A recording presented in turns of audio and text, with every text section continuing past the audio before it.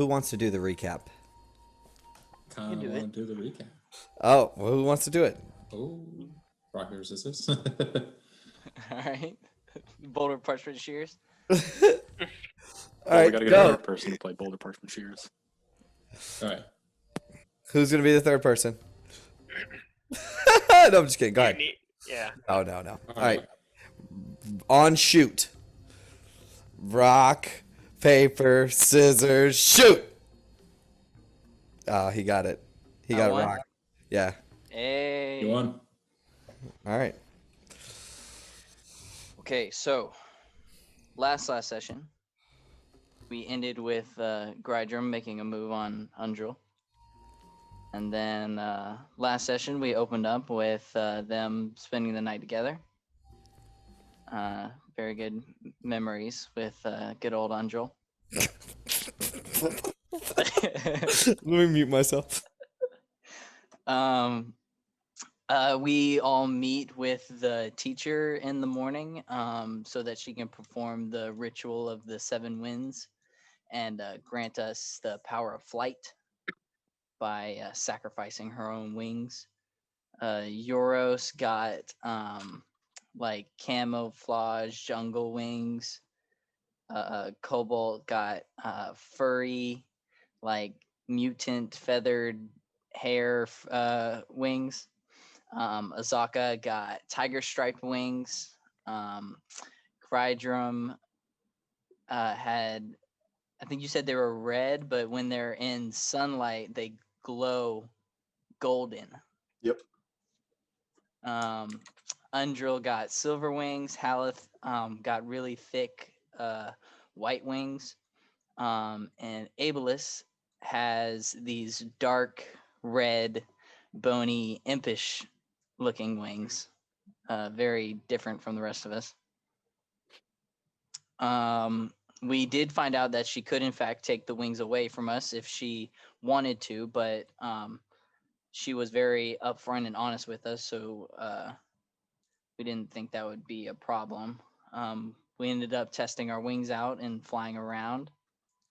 Haleth goes and talks to Moaxinare about her great grandmother. We then say goodbye and fly to the heart of Utah. Nearing the end of the day, we reach it, or like midday-ish. We see the heart of Utah. We enter and we see an elvish woman. And before we can really talk to her, we are assailed by the devil general. What's his name? Alistar the Grim. We defeated him with this strange, powerful wizard's help. Abe was almost taken away into the ethereal plane. But after that, we talked to the woman who claims to be Valindra Shadowmantle of, I forgot what the organization that she said she was from, but was lying as Euros. Arcane Brotherhood. Arcane Brotherhood. Yeah, but Euros saw through her lies. She also lied about never having heard of Cobalt's brother. And after an intense discussion, getting heated up a little bit about not knowing who this is and using the Soulmonger for alternative purposes and studying it, and her claiming to be in league with the Thayan wizards, we find out that she is actually a lich, which is very, very strange. She attempts to restrain Undril, but is counterspelled. And then she uses like dominate person or something on Cobalt, who then runs to her side. And after a Mexican a standoff. standoff of who's gonna go first, we end up deciding to leave Undril behind and go seek out the Soulmonger for Valindra in return for her safety. And also, I believe Cobalt stole back the other half of his brother's journal. Mm-hmm. So we will see what leads off there as we fly southwest towards Omu. Yep, southwest. So, let me paint a little picture here. And by the way, welcome to Act 3. So, a bit wounded and disappointed, confused, a bit heartbroken on Grydrum's part. You fly away from the heart of Ubtao as the sun is setting on the horizon. And we get a camera shot, right, of the dark silhouettes of you guys flying over this jungle, this vast jungle canopy. The sun silhouetting the heart of Ubtao ominously behind you. You will need to rest soon, but it'd probably be best that you not rest at the heart of Ubtao. And as you all fly past the camera, what would you like to do? How far have we been traveling away from the heart of Ooptown now for? It depends. 10 We minutes? yeah, sure. Yeah, at this point. It's in the distance. I think we put it as far out of view as possible before we rest. Okay. Keep traveling for a little while.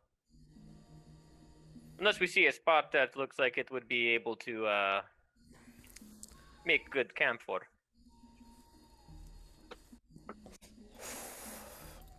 Okay. So you guys just want to keep flying until it gets dark? You can pretty much fly till we can't see anymore, I guess. Okay. So you continue flying off. After an hour or so, it gets to be where it's dark. Why don't somebody make a perception check, see if they can find a good place to land? Seems right up Yoros's alley. Yoros.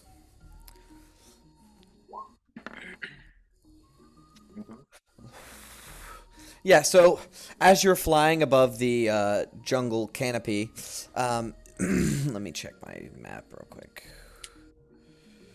Yeah, so you cross over a river, and you see that there are large, a couple of really high hills, almost rocky, mountainous almost. And you think that might be a good, safe place to stop. Though you are warned by Azaka that all of this is heavy undead territory.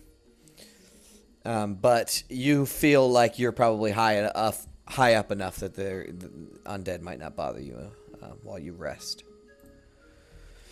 So all of you touch down at this kind of mountainous peak.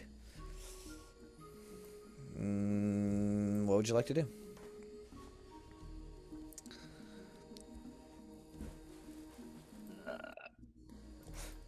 Just like quietly setting up camp. Yeah. I'm bandaging up whatever wounds I have left to get me back to full health. Okay. Yeah, I'm probably Yep. just like staring blankly at the fire or something. Everybody else is like making their tents or or fixing up their wounds or just kind of like dealing with everything that's going to happen right now. Cobalt has been given like this opportunity now. He has the book, or at least the other half of the book that was ripped away from Ironclaw's journal. Mm-hmm. So he's going to read it. Okay. So you the journal was torn down the spine, right? So the front of it is just paper. And as you flip through the first couple of pages, it seems like the continuation of the same notes that you were reading before, nothing of value. But after like 3 pages, you notice that the words that are written on the page in your brother's handwriting are scrambled and mixed up, so that it looks like just a bunch of gibberish. And as you flip through the book, you notice that the whole entire rest of this book is written in a bunch of gibberish, like random letters in random places making random words, and it doesn't make a lot of sense. But then you remember, this is familiar to you, Kobold. It's a code, a cipher code that you and your brother invented back when you used to send messages to each other when you were doing your tutoring in school and stuff, when you were younger. So you can actually read this, even though it's in this incredibly complicated cipher. It's second nature to you because you invented it with him. Neat. Yeah. So the rest of the book is written in a cipher. And now I'm about to dump a lot of shit on you. So is there anything that anybody else wants to do? I guess I'll just like heal myself, Sure. just in case there's like an encounter in the night. Okay. Anybody else just setting up camp and sitting? Yeah. Furiously scribbling away in my journal. Excellent. Excellent. So, let me read about what happened to Ironclaws.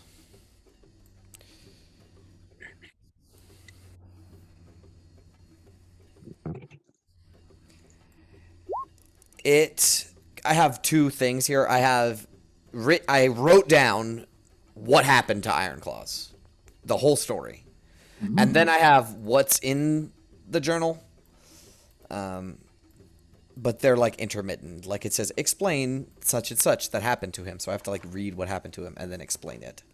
Okay. So basically, it says, and I don't have like a lot of verbatim stuff. It's all like general notes about what happened. Like you're gonna have to take a couple of hours to pour through this and get all this information. But it begins to talk about how Ironclaws has reached a dead end. He doesn't know where this... He knows that the Soulmonger... He knows of the Soulmonger. He knows that the Death Curse originated in Chult, and that there's some kind of device called the Soulmonger that's the source.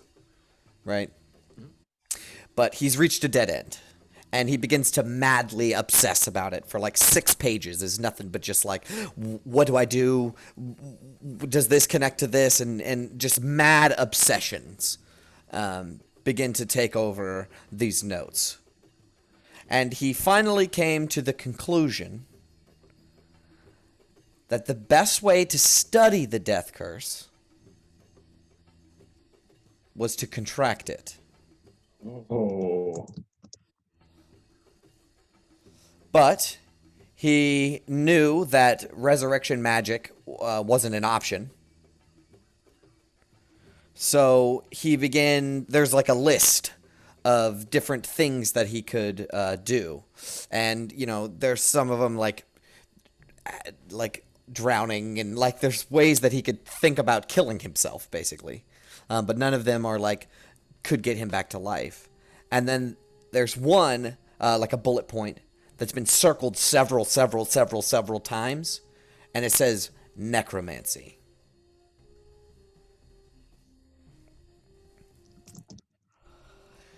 And then the next couple of pages talk about how he acknowledges that undeath and necromancy is strictly forbidden, and it is kept complete secret. So getting access to this information is nearly impossible.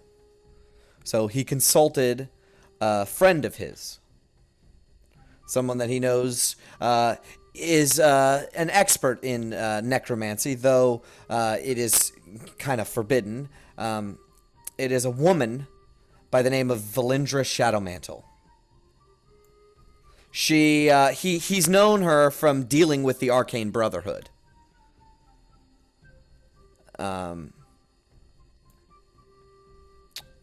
And she talks to him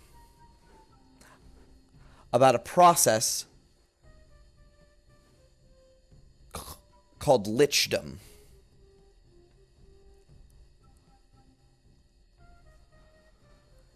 And the next couple of pages are how he feels like this is his only choice and he doesn't have an option. Though it's risky and it might not work and all of this stuff. Like you're getting his whole thought process basically. Of like, should I do this? Shouldn't I do this? She's talking about she knows the way to do it. And from what you can understand, decipher from this, is he doesn't know her power. Right? Like, he doesn't know that she's a lich. He just knows she knows how to do it. And it's forbidden. Like, no one knows how. But she says she knows how. And she shows him the way to become a lich. And he talks about all the different things that you need to do this ritual. You need to make a concoction, a potion, and you need a phylactery, and you need some other shit. Like, he just lists all this stuff that you need. I could go into detail, but that's not the important thing here. He then talks about for a second that the phylactery should be something important to them. So he uses an expensive ink vial that Cobalt you gave to him. Oh. And he begins to discuss about how he's afraid the ritual won't take. And another thing, another little passage that he writes, and it's all chaotic, right? It's just his diary. So, like, whenever he feels like writing, he just writes about stuff. So you're kind of getting bits and pieces of this story to kind of put it together in your mind. But there's this one little paragraph about how he feels so guilty and remorseful. He says that Valindra did something nearly unforgivable, but it had to be done. She lured a beggar to his death to use his heart for the ritual. And he explains that he doesn't wish to turn to such evil ways, but one life to save countless, it must be worth it.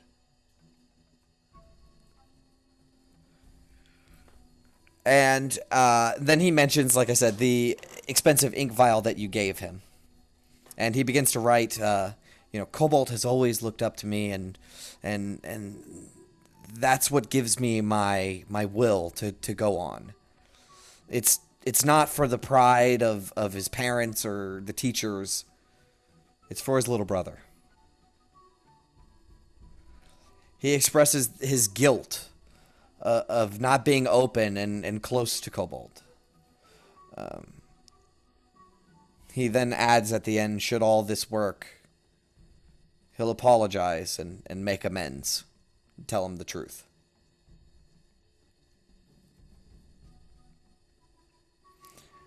And then the very next page, after you read that,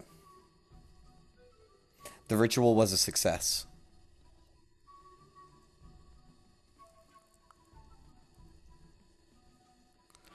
Valindra claims that she should hold on to his phylactery in case his body dies. And Iron, trusting her, and she had helped him this far, he gives her his phylactery.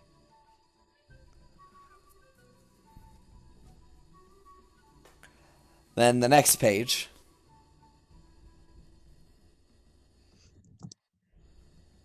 Valindra is a primary agent for the Lich King of Thay, Zastam. She began threatening him with his phylactery to seek out the Soulmonger and study its magics so that it may be harnessed for Thay.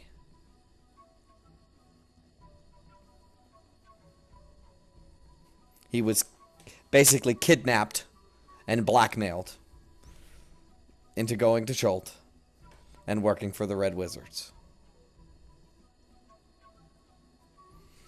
Then there's some several pages of notes upon notes upon notes upon notes of his travels and the effects of the death curse on a lich. Now, it seems to him... Hold up, let me find my notes here. It seems to him that though he is now a lich, it constantly feels like his soul is being pulled from his phylactery to the Soulmonger. It seems that whatever this ritual did to become a lich, it took his soul, put it in the phylactery, but now it feels like to him the soul is being pulled from the phylactery into the Soulmonger. Like the magics of the Soulmonger is more powerful than that of a lich.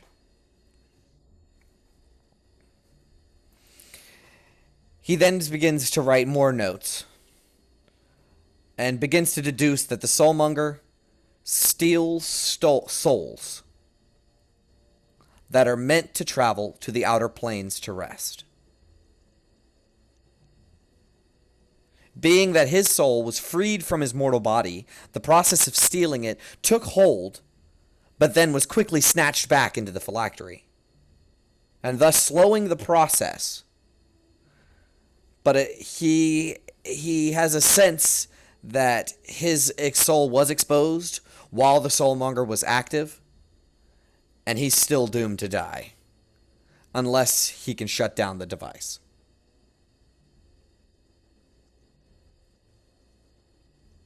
It just slowed the process. And then again, he writes, the arcane power harnessed by the Soulmonger is more powerful than the power of his phylactery, and that's what scares him the most. What is this thing? Who made it? Where did it come from?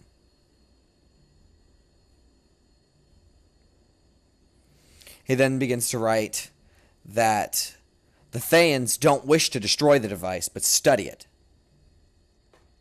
Should he find it, though? He will destroy it. It is too powerful to be left active.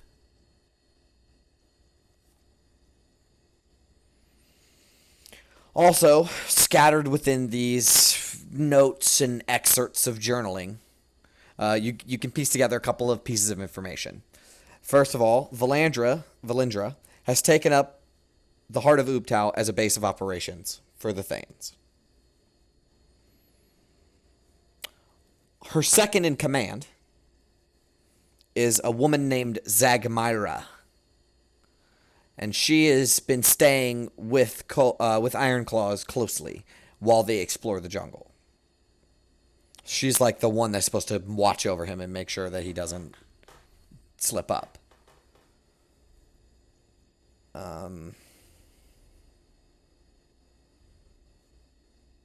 He also then writes, he deduces that the Soulmonger must be hidden very well, and upon hearing about the forbidden city of Omu, he decides that that's where it must be, the Soulmonger must be located.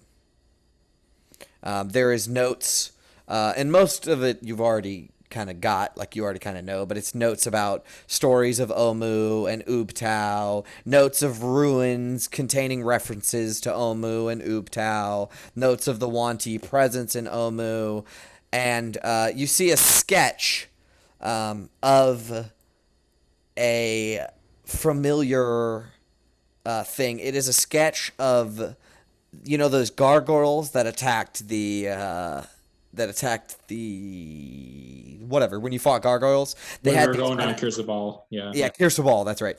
They had these like open O mouths and weird beards and devilish horns coming out of their heads. It is a sketch of that face, this devilish kind of open mouth face. And just other various unsundry notes, things of not of super importance, but it is like it's not important because you guys already know, basically. Like, it's stuff that you guys have figured out over the time of being in Chult and learning all of this shit. But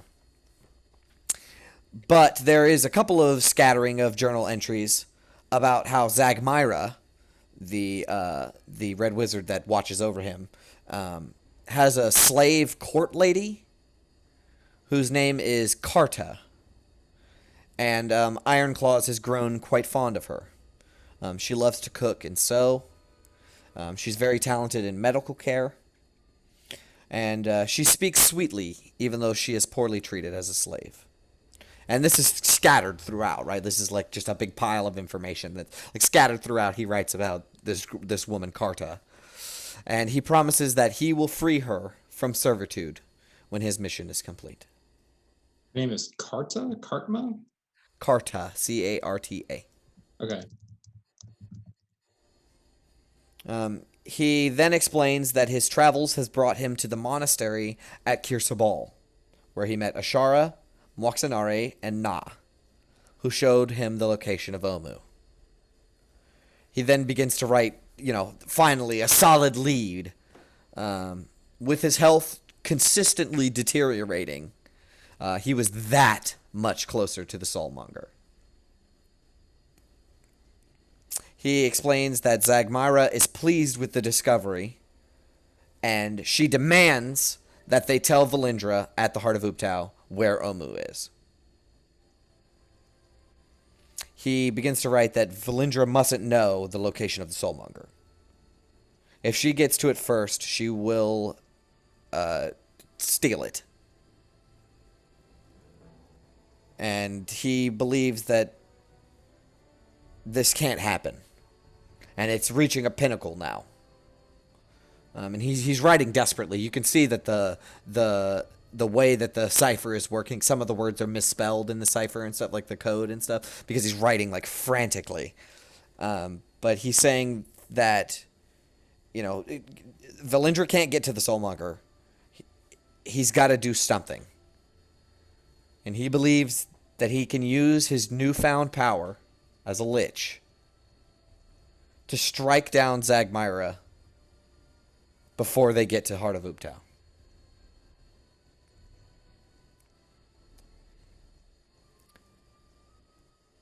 On the next page, it is the last filled out page.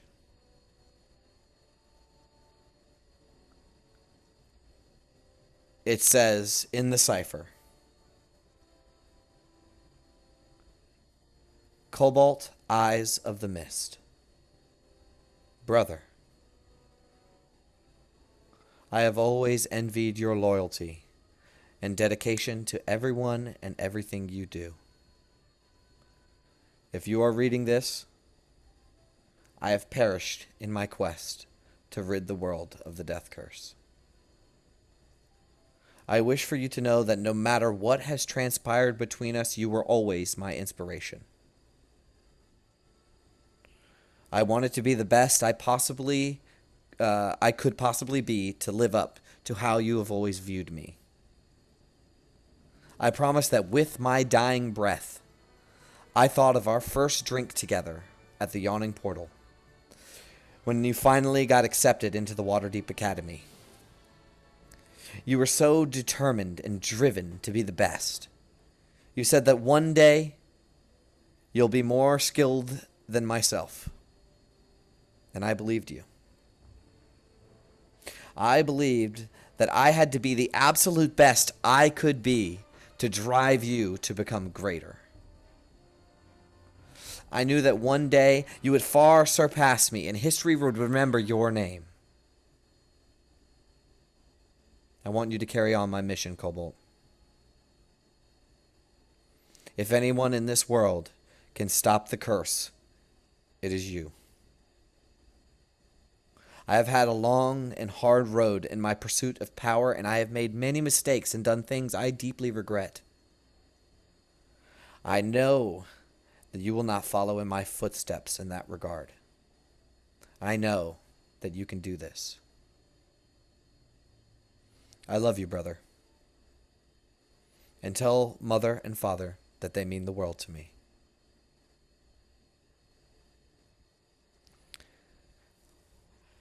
And then on the back of this page, in scrawled handwriting, in common, it says, Iron Claws has been disposed of. He has reached the pinnacle of his usefulness. Zagmyra and I destroyed his phylactery so that he may never live again. His soul is lost now. And that's the end of the journal. Cobalt reads through pretty much the entire journal. I'm pretty sure this has been like an over-hour ordeal. Yeah, like 2 hours. About 2 hours. He has read through this entire journal, front to back, not really paying attention to anybody else making this camp. He's kind of sitting to the side, reading this. Starts off with intrigue and then starts to kind of like delve more into thoughts of shock, betrayal, anger, confusion, and finally sadness. During this entire time, by the way, too, he has taken the alchemy jug, or rather, he has taken the alchemy jug with him, and then like after the journal had he had finished completing the journal, he begins to just like angrily uncork the one with the beer and just drink all of it. Sure. All of it is pretty much gone. Swigging on the beer. So you guys look over and see Cobalt. Isn't that like 4 gallons? Yeah, he doesn't drink at all, but he fiercely starts drinking. As much as he can, as Yeah. part of the way as he's reading through this, and then like he just slams the rest on the ground as he just like very like to himself essentially, as he's just not really even muttering to himself. He's just like you would all know that like Cobalt's kind of like a fidgety person. Like even when he's like walking around, he's just like steepling through his fingers or just like reading through a book whenever he's like walking around. But like this is the moment where he is just completely and utterly still in his emotions and in his posture.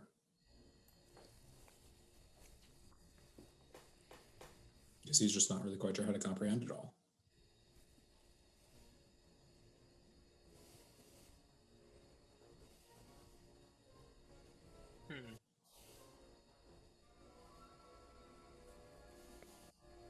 Does anybody say anything to Cobalt, or they give Cobalt some space?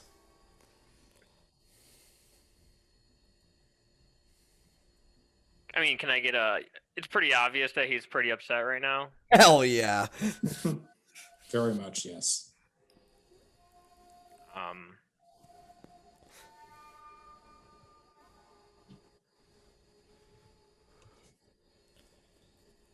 No. No, I'm giving him space. I'm steering clear of that for now. Yeah. Is I'll keep an eye on him. is anybody talking to each other? Like, what are you guys talking about? What are you guys doing? Tales by the campfire. Where you're Christ, lost. really So works you for arrived that, at the right? heart of Ooptown. Aleph isn't saying much either. He's kind of keeping to himself right now. Yeah, this is a perfect start to the season, man. Yes. I feel like everybody's just like shell in their shocked. feels, yeah. It's the I might, quietest night the camp has ever been. Mm-hmm. yeah, definitely. I might quietly come over for a little bit of ale if Cobalt didn't finish it all. Nah, no way. I don't think his constitution. I think his constitution is actually very good. But there's no way you can drink 4 gallons of anything. You would Four die. 4 gallons? stomach would- No. You would die. Like I a think gallon of beer chugging would get you throwing up just because your Yeah. stomach can't hold that much. Yeah.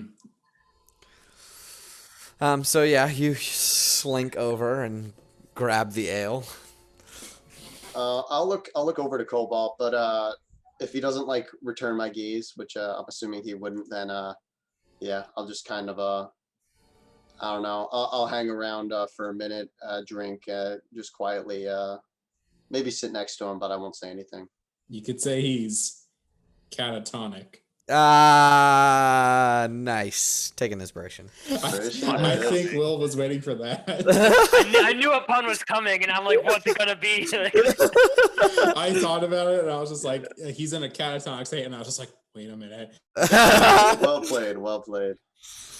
Azaka will do a similar thing where she just kind of sits down next to Cobalt but doesn't say anything. Silent commiseration tonight. It seems that way.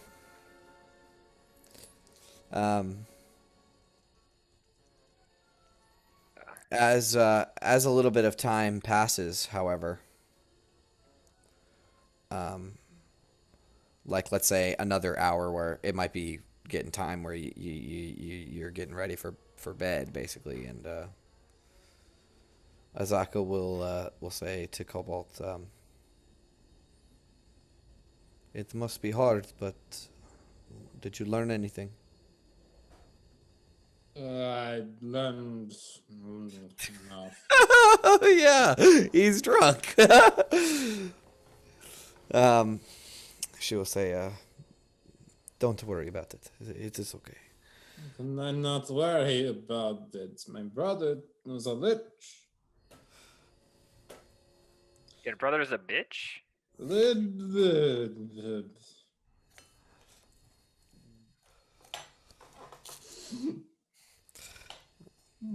all I'm going to say.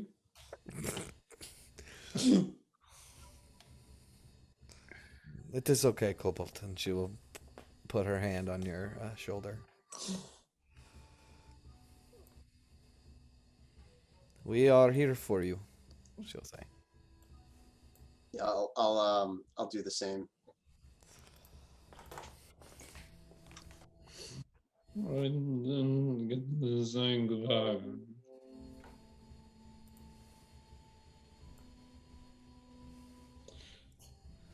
He's gone. Gone. Perhaps it is time for you to get some rest, Cobalt. We can rest.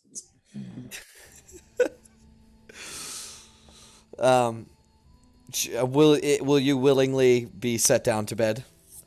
Don't. He's just kind of like very limply, just kind of like tries to paw everybody away. He's just like, I'm fine. I'm not drunk.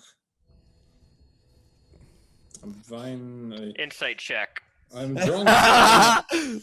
I'm drunk. I'm not fine.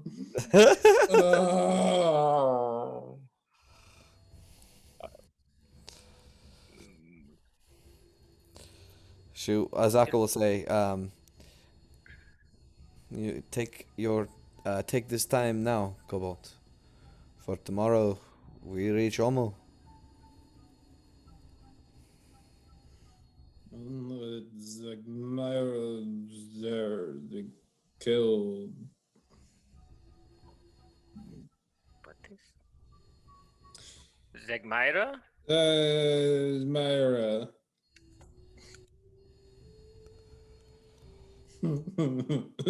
He's like kind of like cry laughing at this point. Sure. He's just that drunk.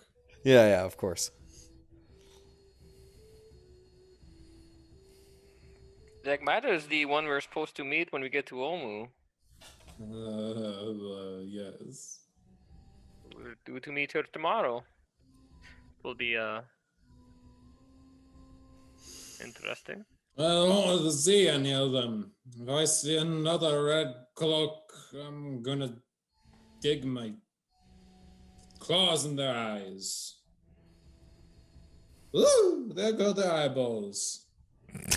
I'll give a chuckle to that. Yeah, well, it's not, Wonderful. it's not really funny because if you hurt one of the red wizards, she's gonna kill Undrill. So. Yeah, I was like, I want to. Yeah, Fit- interesting situation we got here. Playing me like a fiddle. Uh, Just like they played Iron like a fiddle.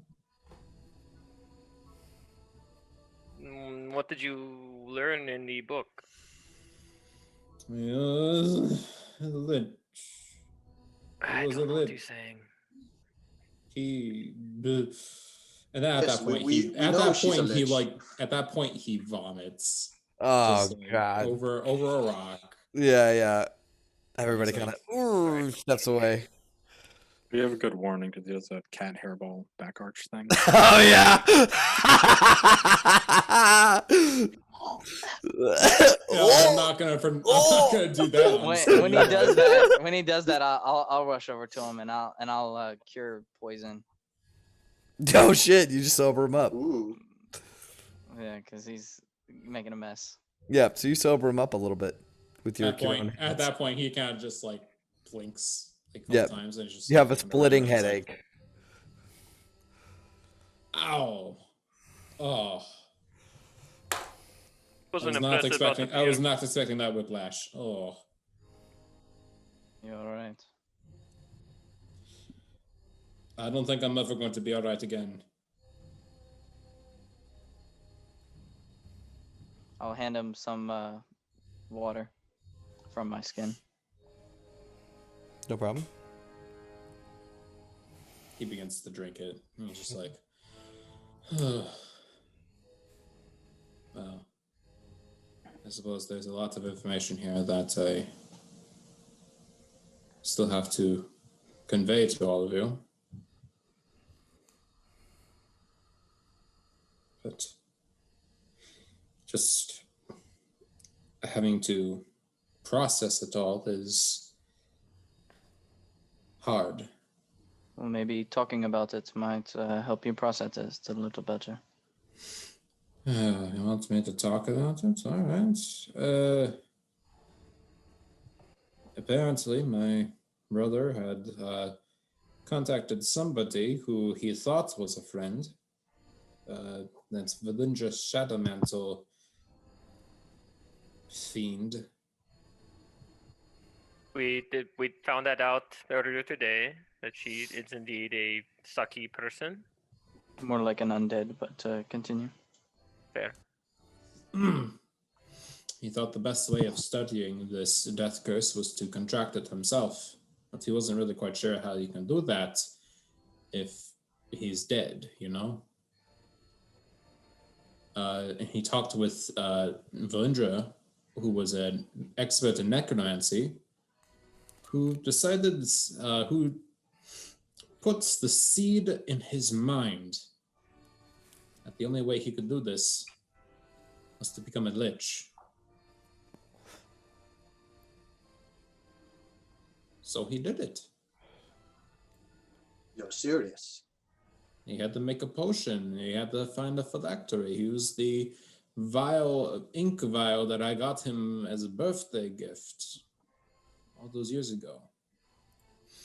But Ninja killed a man just for this potion.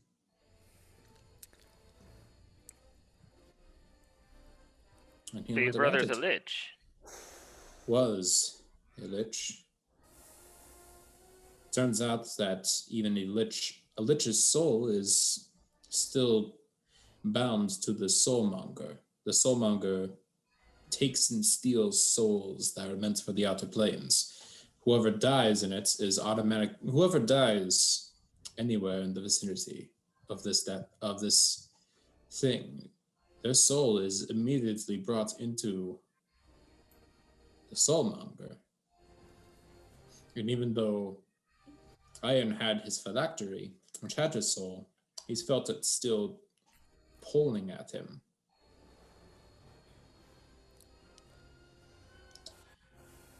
And he knew it had to be destroyed, but he also knew that Valindra wanted it and wants to take it back with her once she finds it. And he just like kind of like flips the book over and just like points to like the last page on it, and they said like they killed him. It destroyed the bottle his phylactery was in, and he died.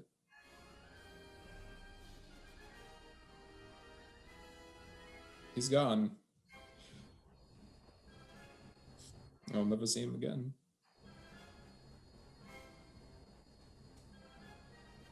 I see.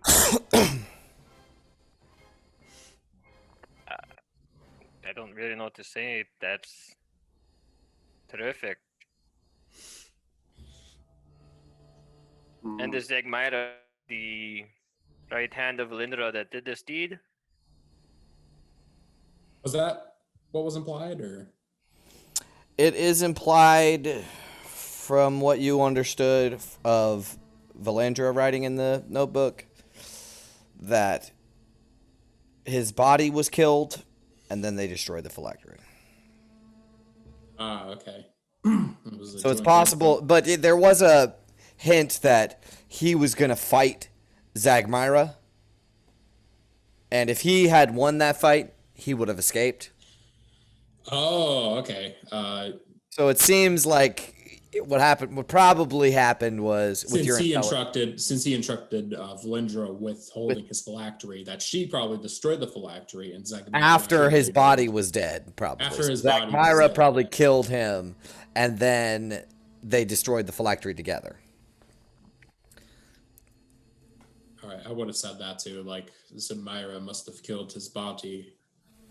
Then Valindra must have destroyed the phylactery. It was a joint effort.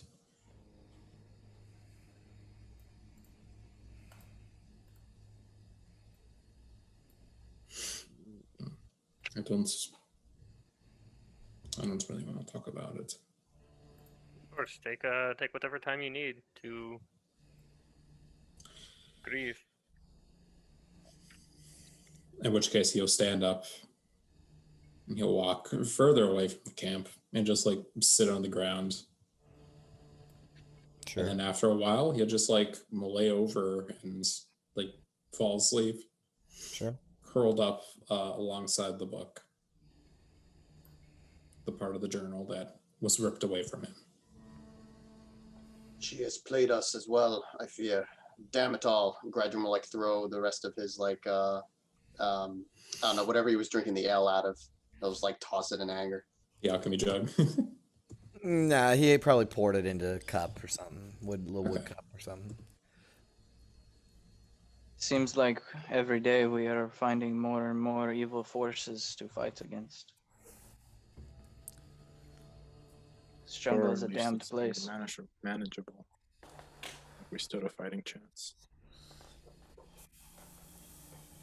Now I'm not so sure. Either we do this or we die at this point. Well, I'm in it to the end. I guess we don't really have a choice. I mean, we're this far. Can't turn back. They have Undril. I've seen the power of liches firsthand. Well, somewhat. At least what they can do. It has to be stopped.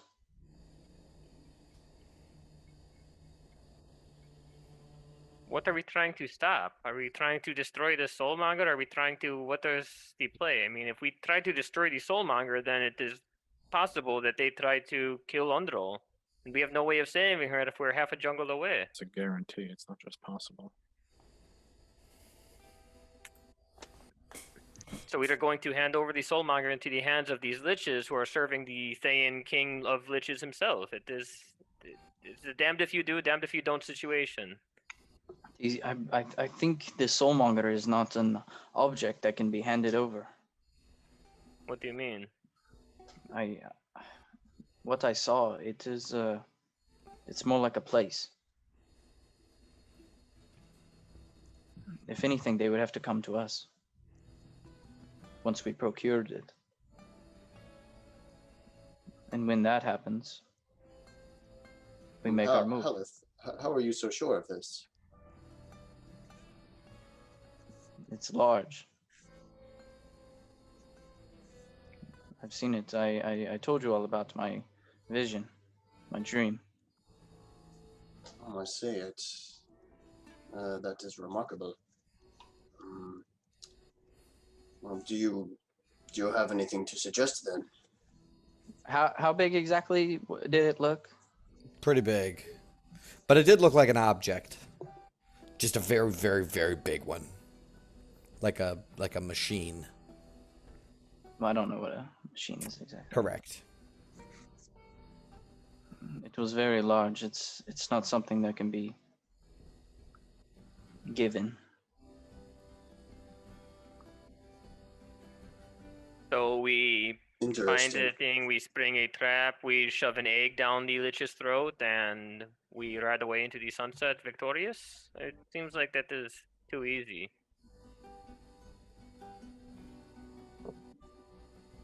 Well, We saw the perhaps power that this opportunity witch had. will arise.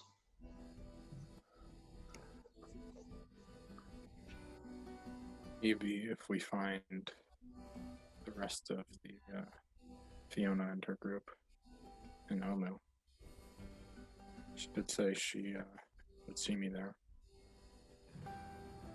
What if we happen by chance our December? I was just going to say, he was headed to Omu, and he's quite powerful. That ring that he carries on his finger that I have certainly told you all about time and time again will probably be able to aid us if he chooses to ally us, and he is in our debt. We delivered the location of the Saja and Baza to him. We saved him from the Order of the Gauntlet. We probably could recruit him.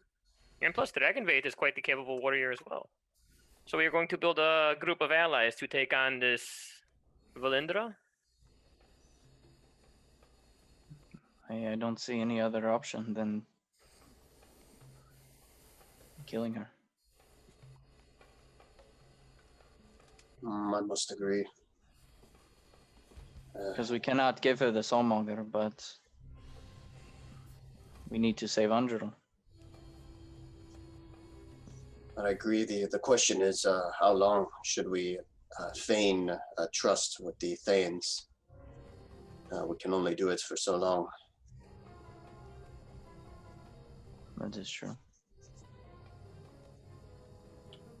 I do agree, though. As a long-term plan, that is what we must do. And if we reveal our intent at any moment before we have Undrill, she's dead. Practically.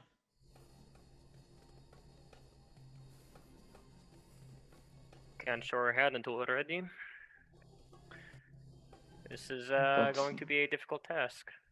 Like I said, opportunity may arise in the future. That is what we must look for then, an opportunity. This is all we can hope for. Don't mean to discount Timora, Abe, but luck is when preparation and opportunity meet.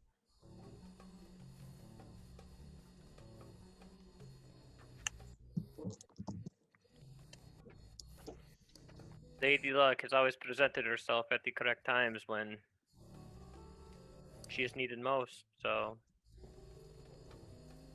that's why I worship her and not some other lesser gods. I'll say with a smile as I look over at the writer. Yeah, right. Gredrum will, I guess Gredrum will just ignore that one, I guess. I'll whisper over to let it Grudge. slide. You notice how he didn't look at me. I can read Okay. lips, you know.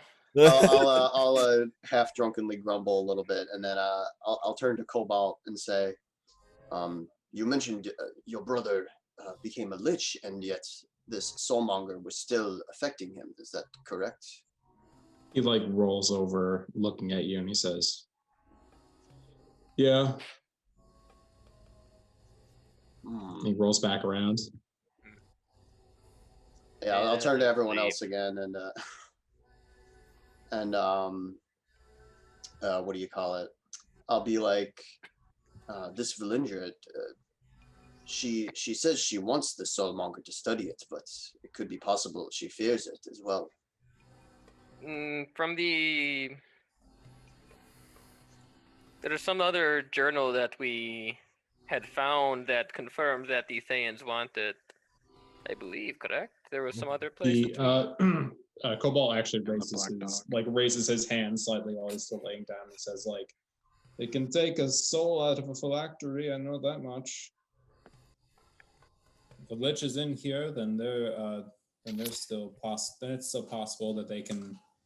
Well, according to the journal, from what you can deduce, Cobalt, is that the Soulmonger makes resurrection magic impossible, Yeah. just altogether. But it also affects people who have died since it's been active. So if anybody became a lich or whatever and had their soul in a phylactery before the Soulmonger was active, it's not affecting them. But since Iron Claws did it while the Soulmonger was active, it's pulling at his soul. Like his soul was exposed, and then the Soulmonger tried to grab it, but it was snatched away by the phylactery, and then slowly being drained out. Okay, I get the it. Same effect- reason random living people don't get their souls sucked out Yeah, if they were never died beforehand. right. But the liches are having problems with it because you have to feed souls to your phylactery to stay alive for like a long, long time. Like one soul lasts like 100 years or some shit. So you And got if all the Would any souls of us keep know coming that? back, and if all the souls keep coming back to this other location, then what's the point? yeah.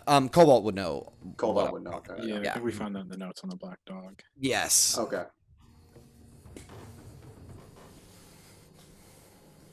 What the? So this soulmonger just is a collection of souls? Is that what we are deducing then from all of this? It's It's a rain catcher for souls. Basically.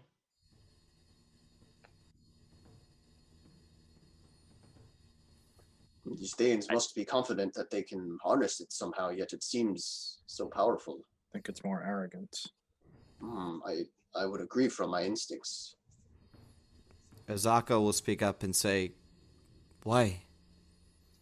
Why is it collecting souls?" no idea. It doesn't make any sense. Why has been the most elusive question about anything in this jungle. There was a part I didn't mention. What's that? In my dream, I didn't want to say it before, but because I didn't believe it, but apparently a child is being nursed to become the new god of death. And the soulmonger me. is collecting the souls to feed him.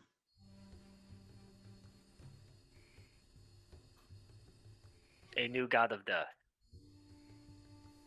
I preferred 15 seconds ago when I didn't know that. Same here. That is why I tried to keep it all from you, but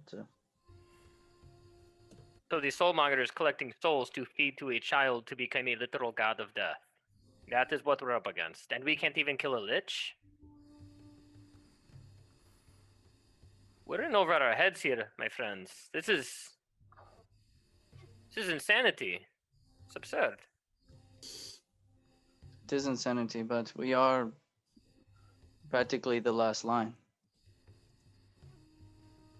By the time others more capable of taking this on, it will be too late. I fear you may be right, Helith. I mean, this is affecting No, it already everything. is This too is. late. I mean, even the Nine Hells are suffering because of this soulmonger. I mean, it is everything, and if we're the ones that, if everything's converging at the same time, and we're the one that is caught in the crosshair, we're certainly going to die. There is no defeating this thing.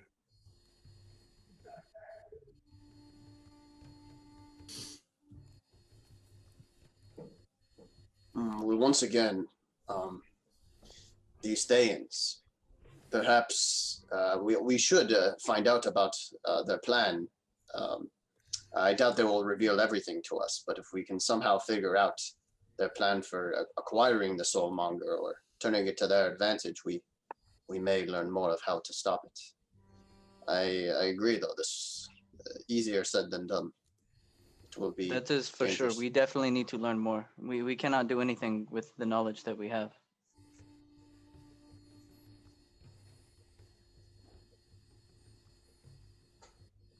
If we need to play friends with these Thayans, then we need to do that in order to get closer to them. So be it. Then we Just- rip their throats out when they least expect it. I am fully on board with that. Do we have a plan to get back to the heart of Ooptown? Valindra gave you a right, the teleportation circle. teleportation circle scroll. Yeah. There is some information that we must be missing. How does this all tie in to Omu in the first place? Where does Raznisi fit in this puzzle? It's probably a pawn. Xiaodao, this. Maybe he's a None of pawn this to a makes sense. Xiaodao.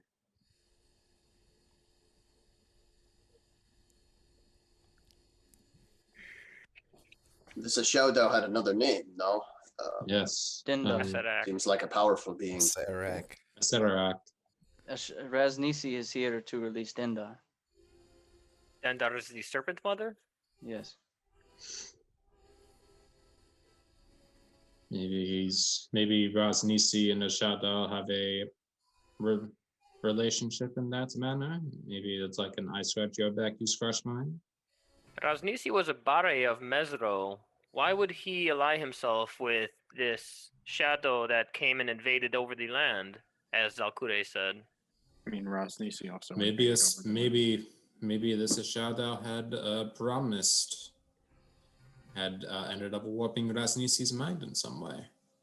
You don't know. It is But possible. like, as this journal has told me, there are people that are willing to sacrifice anything, willing to sacrifice whatever they can in order to get clear answers on what they want.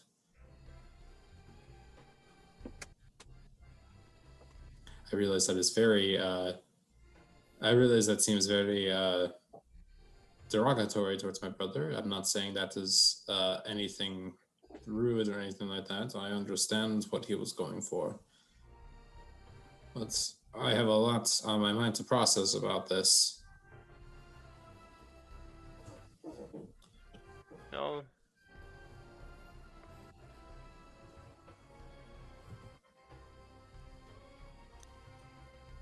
Cobalt. Mhm.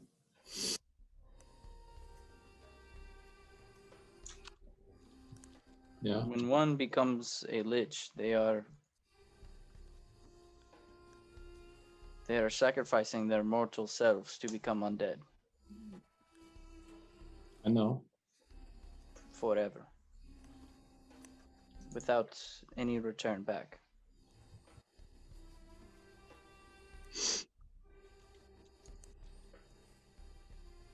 He doesn't really say anything at that point.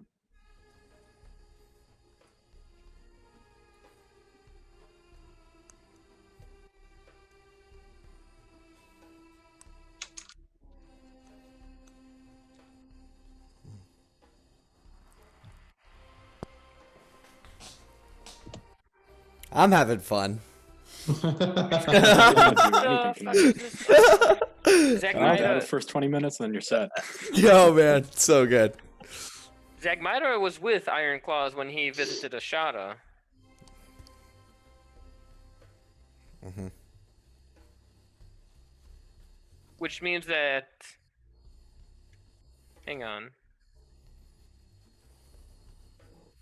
But according to the journal, Zagmaida met with Iron Claws all the way back in the mainland, correct?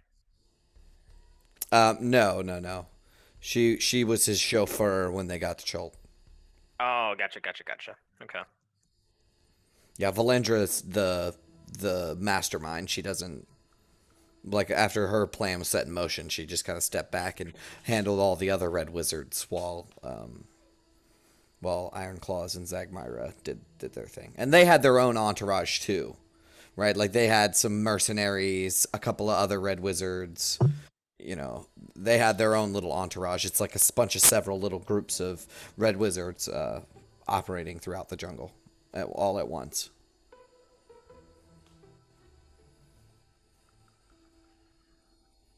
But like the primary group was Zagmyra, Iron Claws, and that they're like mercenaries and scouts and stuff like that. Do we make ourselves known when we get to Omu? They're expecting us. Azaka will speak up and say, I was thinking about that. I don't know about this place, but from what we understand, there are many snake people that inhabit the city. And if there are gargoyles that look out for flying creatures, it might not be smart to just land anywhere in the city. Perhaps tomorrow we scout it out and find a good point of entry, and then walk. That is not a bad idea.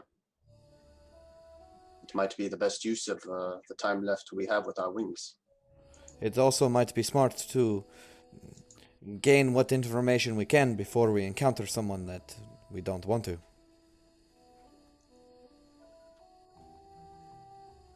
Initially, I believe the Thanes will be among the less. They will not pose a threat at first. It will be other threats. I agree. These snake people and such, and these gargoyles. Very well. I agree with the plan. What say the rest of you? Don't like the idea of meeting gargoyles head on as we try to enter. Alright then, Well- so we sneak in. Say it again. We sneak in.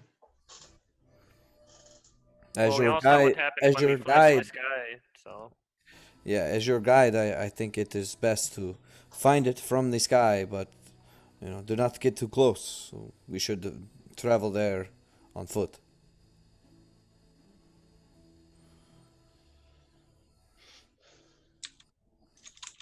We will have to scope out a landing area anyway. So, very well.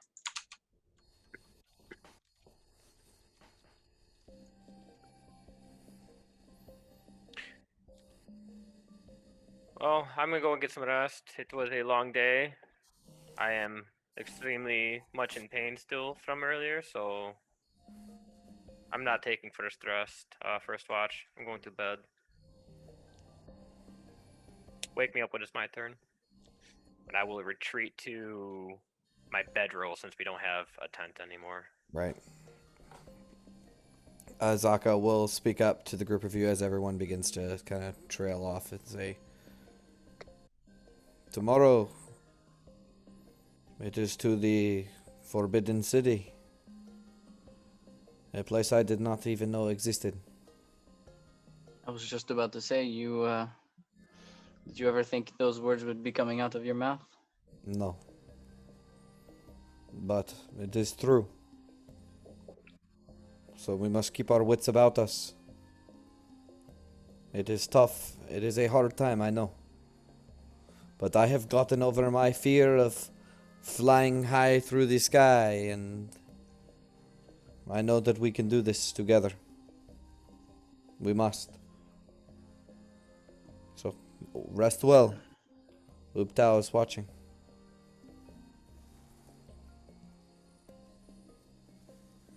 I will go into my tent. Okay. Are you gonna who's taking first watch? Oh, I thought of forgot Talon. about I can Well. go first for a change if you're just going to bed. Well, no, I will stay up for about another few hours. Unless anyone has anything specific that they want to do on watch, I think we can just kind of hand wave watch. I think that's No encounter. yeah. No No encounter. Uh, You guys have zombie faced. T-Rex. You guys faced your random No encounter. already. T-Rex. Alright. You got your That'll, random. that'll just be the encounter icing on the cake. Worst day ever. already. Worst day ever. Ooh, that's good. I like the sound of that. I lied. There's an encounter. No. 2 zombie T-Rexes. All right. Gozen's very bad, no good day. All right. Did we lose that fight or do we get in? I experience in already that? gave you all the experience, guys. Oh really? I gave oh it- VS. Yeah, yeah. I At see. the end of the last session, yeah. Yeah, I remember now. Mm. Man, all right. Good stuff. Good stuff, guys. I'm loving it. I'm loving it. You guys want to take a quick break? You think Yeah, now's a how good am I break? supposed Will's to pick gone? 10 spells? Yeah. Who knows? Who knows what's gonna happen? I also want you guys to like, you'll realize it soon, but like, this is a big, big, big city. Like, there's no just flying in and be like, oh, here's all the NPCs we're supposed to meet. Like, this place is massive. You might not encounter people for days, but you don't know that, right? But like, I'm just setting expectations here. You know, this place is really, really, really big. So it's like a whole city. We won't be going tomorrow either. It'll be like the day after. Oh, will it? Yeah. Well, we were gonna fly there and then scope it out and then maybe rest and then go. I thought that was Azaka's plan. No. It is gonna take you 2 days to get there, though. You're right. You will need to rest one more time before you get there. That was day 1 with the wings. All right. Well, that could have been the second. Like, it doesn't matter. You're not gonna encounter anything. Right. In the sky. Except for like maybe some pterodactyls or something, but you would handily fuck up some pterodactyls. So I'm gonna say, for the sake of making my Azaka speech make sense, we'll just go the next day. But do you guys want to take a quick break? Is that cool? Like a real break? Yeah, sure. Real quick, since it's 9. All right, I'll see you guys in a sec. All right.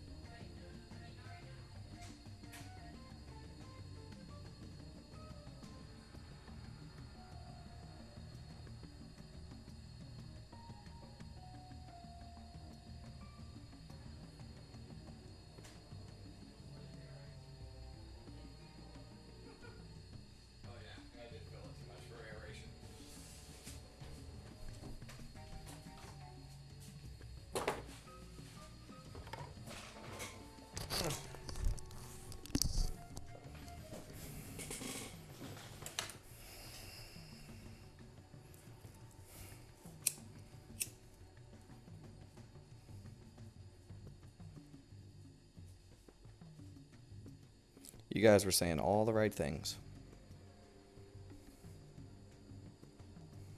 What's up? Oh, nothing. I was just saying, you guys said all the right things. You were like, we're damned if we do, we're damned if we don't. And then you said, we're gonna fight a baby god? We can't even fight a lich. What the fuck are we supposed to do? That's the emotions that I was trying to make you feel, so. Good. Very good. Very, very good feeling for the beginning of Act 3.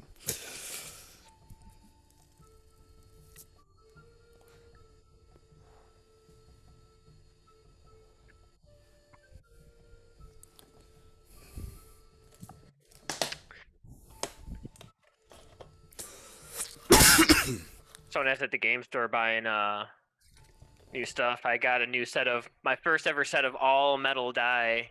Oh, okay. So yeah, Oh, those are cool. yeah, they're blue and silver. The very first thing I rolled on it was a natural 2, so Oh, not a yeah. 1, not a 1. So it's good. That's like half the numbers in a 20. Yeah. True. Well, it just, I mean, so I got it because one of my friends in my group got a pair of metal die, and it's really cool. And I'm like, damn, like a player has metal die, but the DM doesn't. Like, I gotta fix that. Oh, yeah.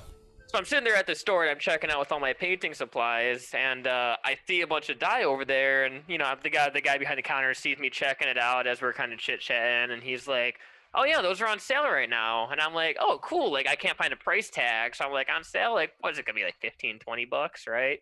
No, it was like 40 bucks for a pair Oh, shit. for the full set. But like it was already rang up, and I'm like, "Ooh!" I don't want to look like a fucking jackass, so I just ended up buying it. So yeah, I got a expensive ass set of uh metal die. Well, we know they're gonna last, so that's good. Yeah, they're clanky as shit though. They're really loud when you don't roll on the Yeah, dice. I'm gonna be honest. I don't like the sound of metal dice. Well, I have a dice tray, so it's not that bad. But Okay. like when I was rolling it on my table the other day, it was really obnoxious.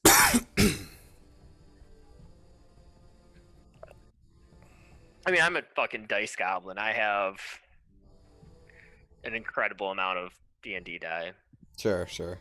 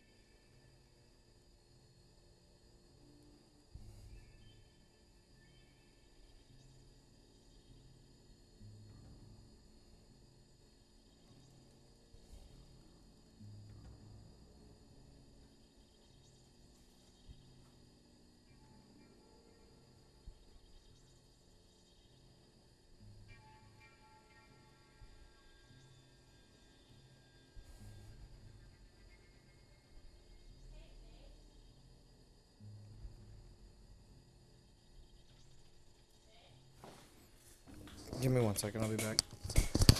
Baby?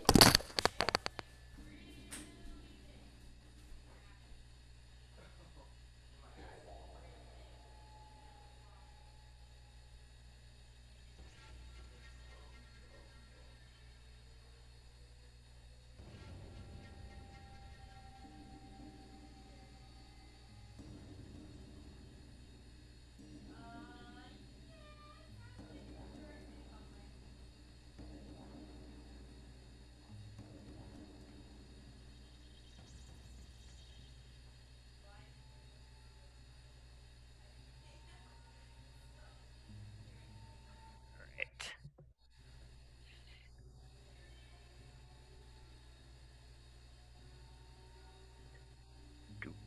Doo-dee-doo-dee-doo-dee-doo. Hey, 19.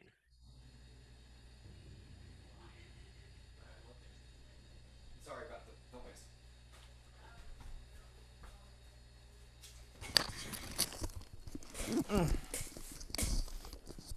Apparently there was something really big moving around in my attic. It freaked my girlfriend out.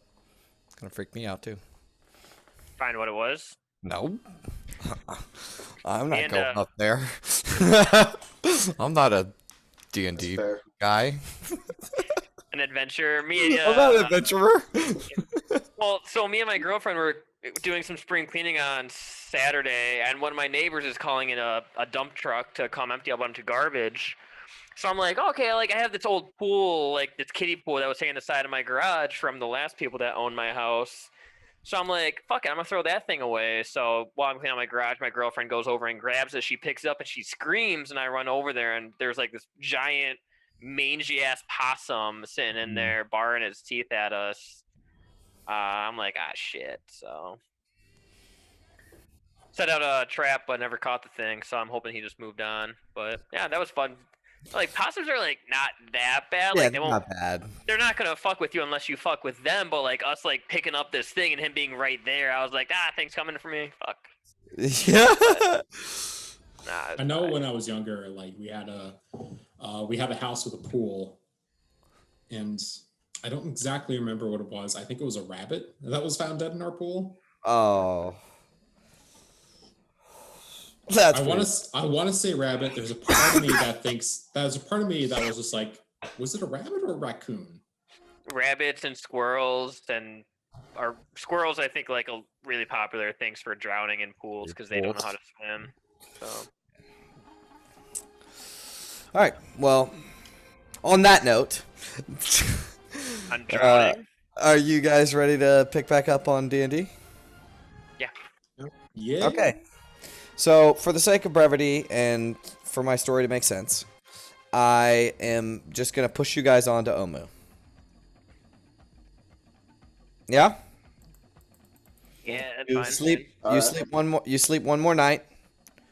And let me pull you over to the player's map of Cholt. All right, so you guys are at the heart of Uptau. You rest like here. And then you head towards where you think Omu is, which is down here. As you travel between the Valley of Lost Honor and the Peaks of Flame, I'll move you guys to like here.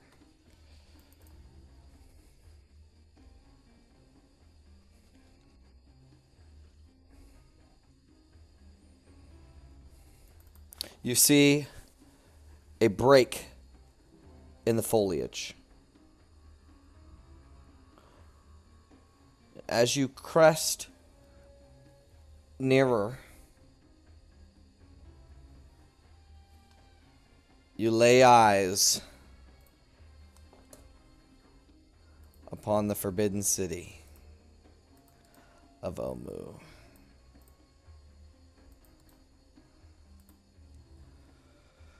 It's on the map right there. It's official now. So, let's read to you guys about Omu.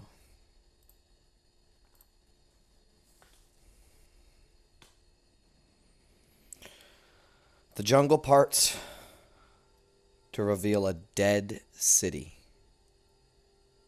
enclosed by sheer cliffs on all sides. Ruined buildings and stone boulevards rise like ghosts from the floor of a misty basin. A waterfall pours into the basin of this, like in this bowl, basically, like it's a big bowl, sheer cliffs on all sides. A waterfall pours into the basin, creating a swollen river that floods much of the city before draining into a deep rift, chasm, crushed into the city that is filled with molten lava. There's this huge cloud of mist that are like steam that rises up from where this water is cascading into this rift filled with lava. There's just this huge smoke cloud, a steam cloud going up into the air. You could see hundreds of buildings and city streets everywhere, all covered in jungle foliage. You see a ruined palace lies a few hundred feet from the edge of the steaming abyss of the chasm. And I think, well, let me pull you guys over there. I think I'm going to give you a little view of the city. Are you guys ready to see the forbidden city of Omu? Let me see I feel like that. this isn't allowed. Can everyone see the map? Mm-hmm. That's not intimidating. So, like I said, there's sheer cliffs on all sides. There's a waterfall that flows and floods much of the city. Here's the palace that I was discussing. Here's the lava. Here's the steam cloud. But I need everyone to make a perception check to see if you can find any other details that you might find. Ooh, there's a natural Wow. one. Abe, First roll wow. of the night for me. Not off to a great start. One of the perceptive people rolled well, at least. We got one on the board at least. Yeah. We only got one on the board. Wow. Okay, so Can I let me cast guidance on Azaka for hers? sure. Everybody else, I see everybody else get bugs in their eyes. No. Oh wow, she rolled really good. I see perfect. She got a 20. She got a 24 plus 1, 25. So Azaka Each sees about this. €1. Azaka sees this, and Yoro sees this. So, Yoro, everyone else, you just see this vast city that I described, all covered in foliage. Half of it's flooded. I mean, this thing is massive. It's about the size of Port Nyanzaru, maybe a little bigger. Wow. Pretty big. Quick question. Does it look like it was built in this, or did it sink down? Hard to say. Hard to tell. Okay. Hard to tell. Yeah, but it's hundreds of feet of cliff.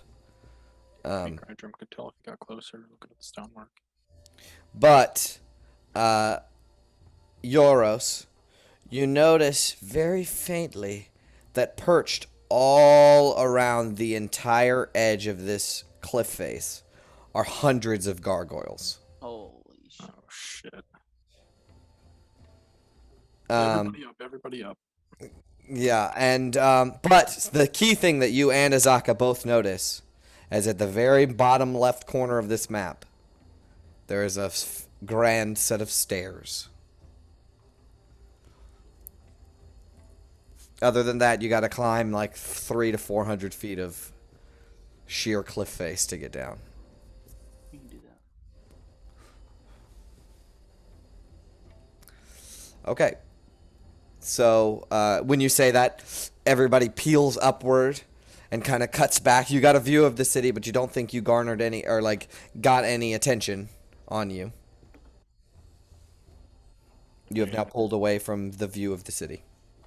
I guess I'll look to Azaka. You saw that the stairs too. She Southwest. nods. She nods. It may be our best option.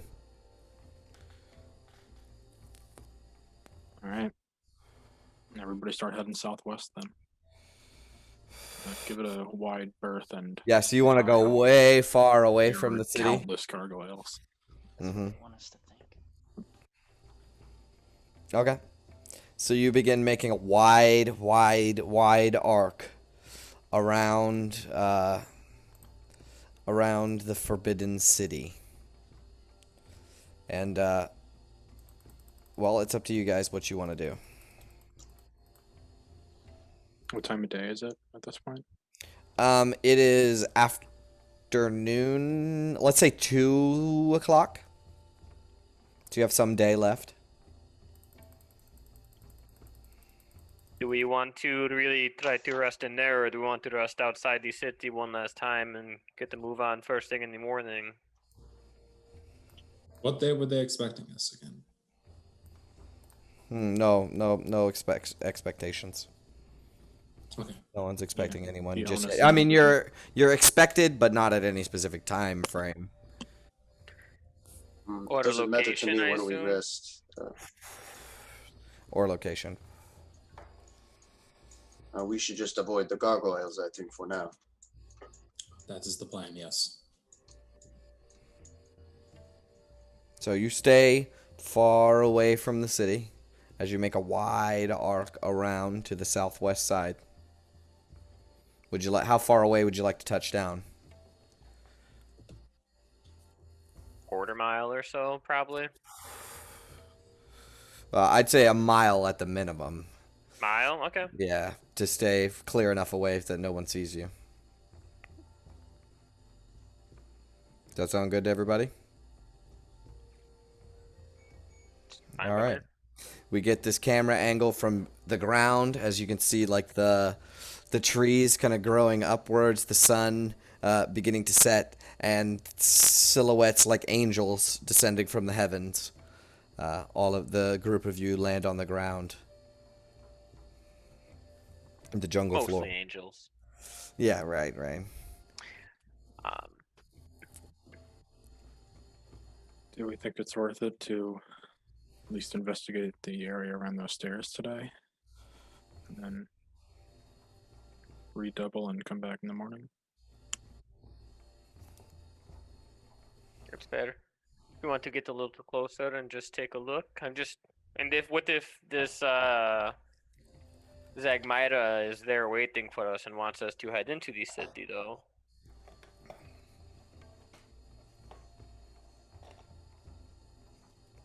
I wouldn't get too close, is what I'm saying. Fair point. Also, this place is massive. How are we supposed to find anything in there?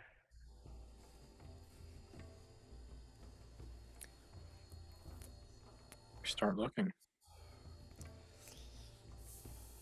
Guess House that's by our best house? bet. That could take days, weeks.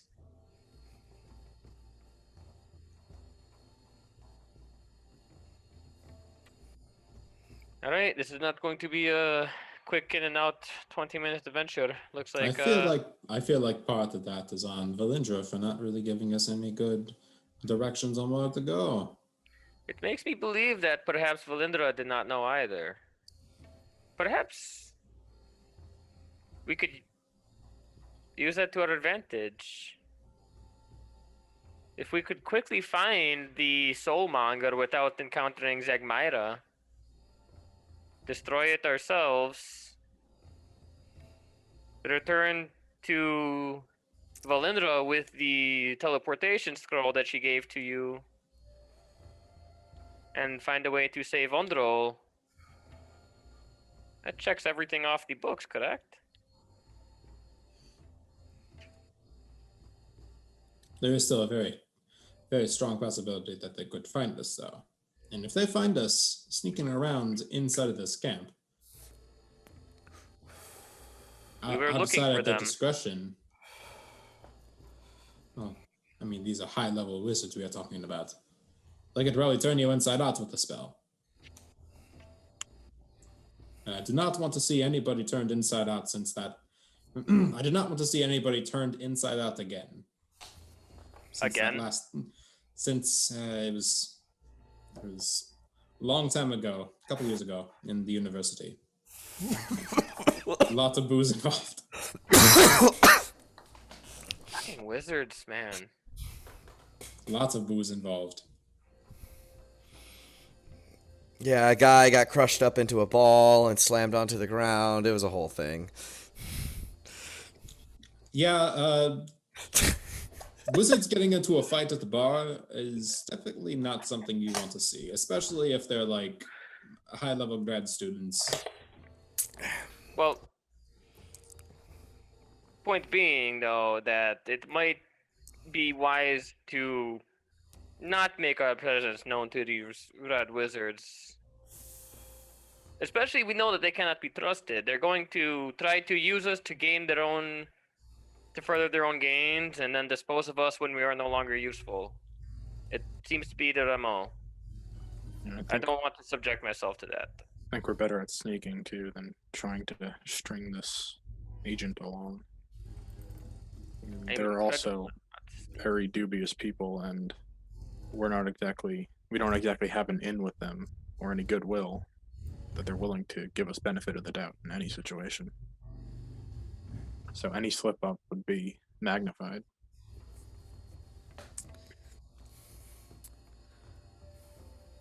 I agree. Azaka will speak up, and you see kind of a concerned look on her face, and she says, "These red wizards are not the only dangers in the city." Yes, there is a pit of lava. See that? I'm steering very clear of that thing.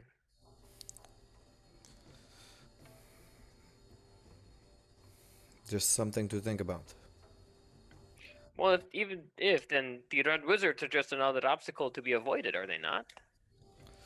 I Yes, am saying that I am in agreement with you, Abe. Oh, I Yes. see. I thought you were saying that we should partner with them so we have more numbers, but never mind. No, no, no. Same page. Same page, yeah. We should avoid everything, is what she's saying. Don't trust anyone. You do see that island in the lava too, right? Yes, I did notice that. There's probably no way to reach it except by flying. Cobalt kind of just like shakes his back a little bit, and just like the wings kind of flex along with him too. Okay. We can fly today. I mean, the problem is that it's not exactly discreet. Yes, Yeah, that, Oh, but crossed another my mind. thing, right? You're gonna go to sleep, and when you wake up, you don't have wings anymore. And if that place doesn't turn out to have the soulmonger in it, we're gonna stranded. Yep. We have rope. I don't think we have enough rope. We'll burn that bridge when we get to it. For now, I think that Build that bridge. what's that? We may have to build that bridge when we get to it.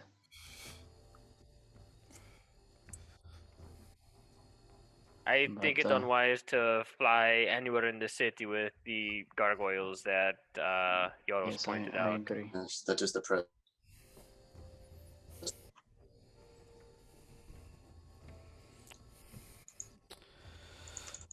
So what's the plan then? You want to go investigate these stairs right quick and just see what we're up against? At least get a lay of the land of what we're heading into tomorrow. Better plan. Very well. All right. So you begin to march towards the city. After maybe like, a little short amount of time, considering how far you guys can go in a day. 1/10 of a day, basically. An hour. You make it to the stairs, in which I described before. So, as you begin approaching it, you see, a gargantuan staircase. it is, you know, 100 feet wide, maybe more.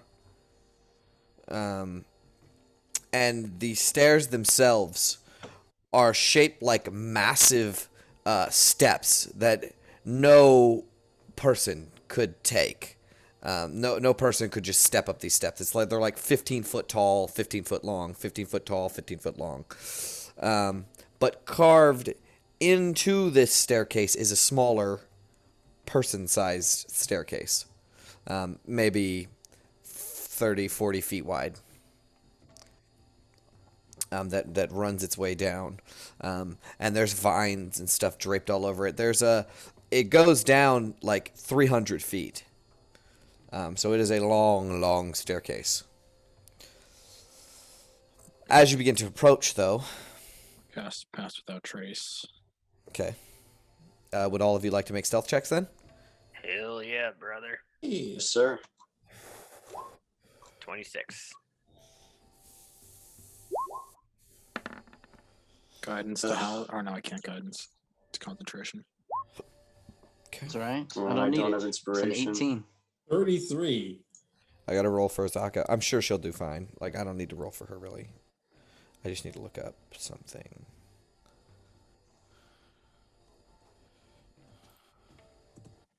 Here it is.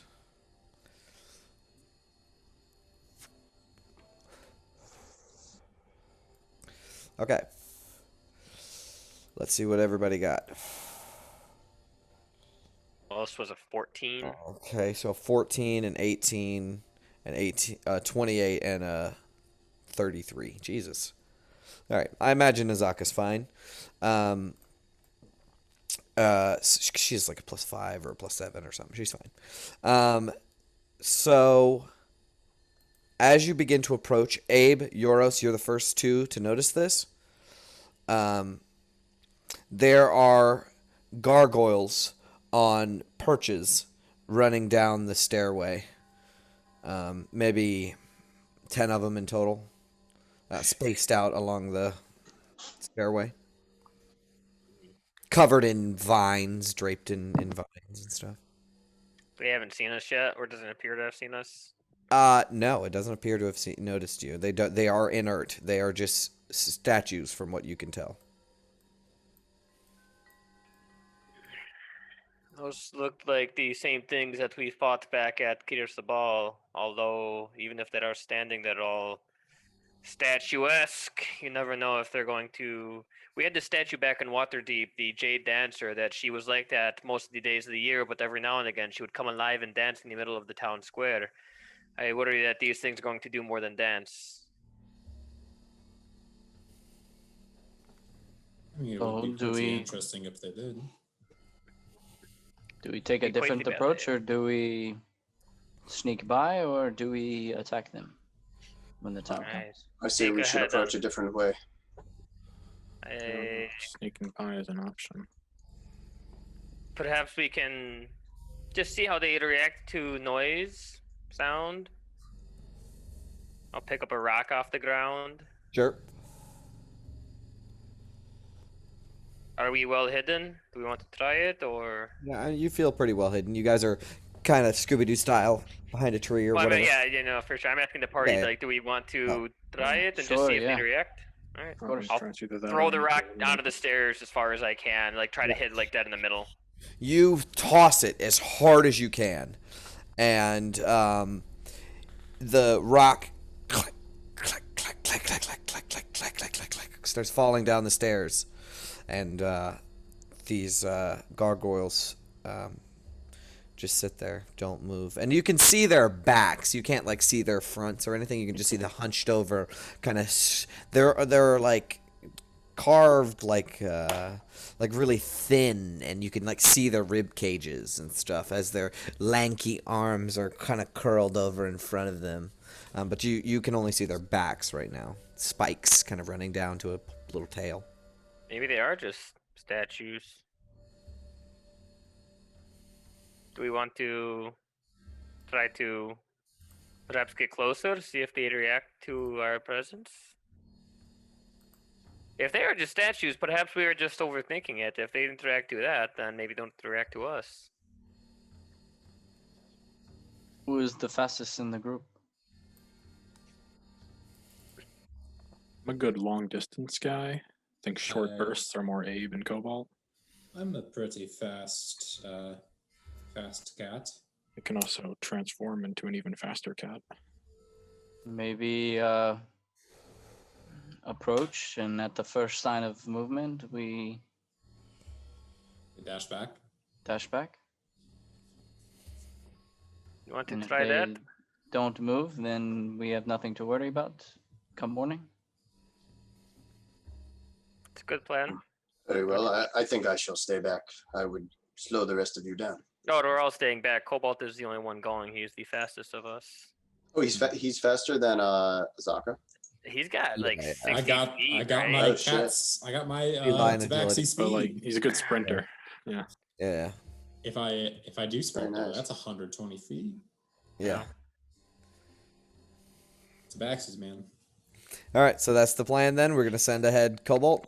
Well, one last thing, I'll just take out a vial off my hip and just be like, try not to use it, but if needed, drink this, and I'll hand over my potion of haste. Okay. Oh. It's on loan, only if you need it. Otherwise, give it back. Hopefully, I will not need it. I am pretty exceptional at track. In case of emergency, that's it. I'm pretty exceptional at track, so I don't think I would need to worry about this. But you still take it though, just in case. I have it like on my pocket. I have it like kind of like in my bag, and I just like Okay. he begins to like kind of like stretch a little bit, and he's just like got first place in the 400-meter dash. First sign of movement, Cobalt. Alright. So just dash down the stairs then. You're going to head in slow and then dash back, right? That's the plan. If Yeah. something moves. Mm-hmm. All right, so you're still being stealthy, so why don't you make me another stealth check? Oh, I think I'm away from the pass without trace this time. So You will end up being away from it, yes. Okay. Nice. Oh wait, Good tester. You don't gotta use inspiration. I got inspiration. You don't have to Well, I waste mean, it. do we want to use it right now? I mean, your call, but we're trying to attract these things. Yeah. Yeah. Oh, okay. If that's the case, then Yeah, all right. So you begin slowly kind of walking over to this grand staircase. And as you get to the precipice, you stare down, and you can see at the bottom of the stairs, and a little ways off, there's this large, crumbled guard post, is what it seems like. Concrete kind of compound that is crumbled away and covered in vines. But as you step toward, that's this thing right here. But as you step towards the staircase, there is two pillars covered in vines with the gargoyles facing the city. And it looks like all the gargoyles that surround the city or look down into the city itself. And as you begin to approach, you get closer and closer, and you're like 5 feet away from the two that flank the staircase. And you slowly step down the stairs, and you can turn and you see that these gargoyles are, as I described before, lanky, long arms, claws, hunched over, and they have this devil face that I will show again.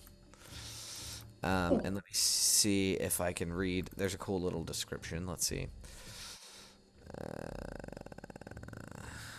Nope, that's not it.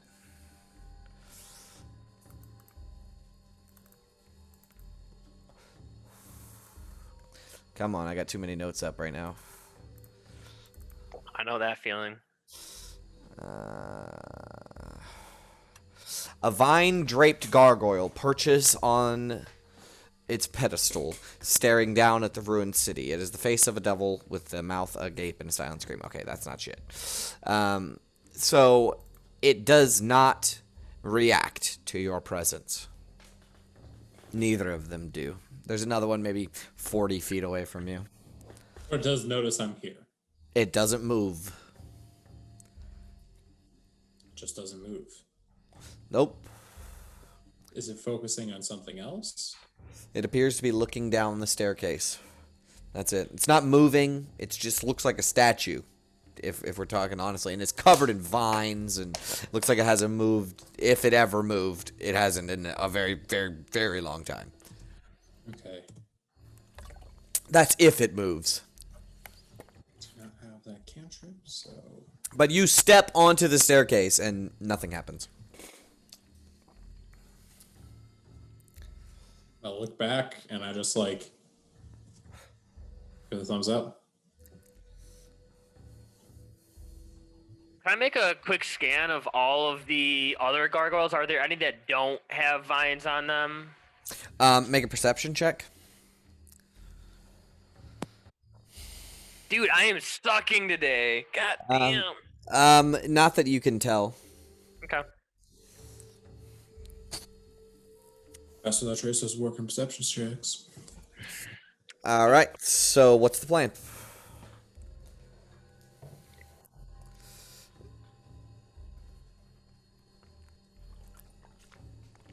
I'll step down a little bit further. If you didn't have a camera, we couldn't have done that. Just so you know. This was definitely the best $30 I've spent on Oh yeah. All right. So you begin to inch down the stairs a little more. Okay. Yeah. Some of the steps are crumbled away by erosion of water kind of running down them. You can see that vines and creepers have taken over and taken root inside of the stonework and shattered it. But you move another 40 feet to the next kind of section where the other gargoyles are. They don't move. They're just statues, it seems.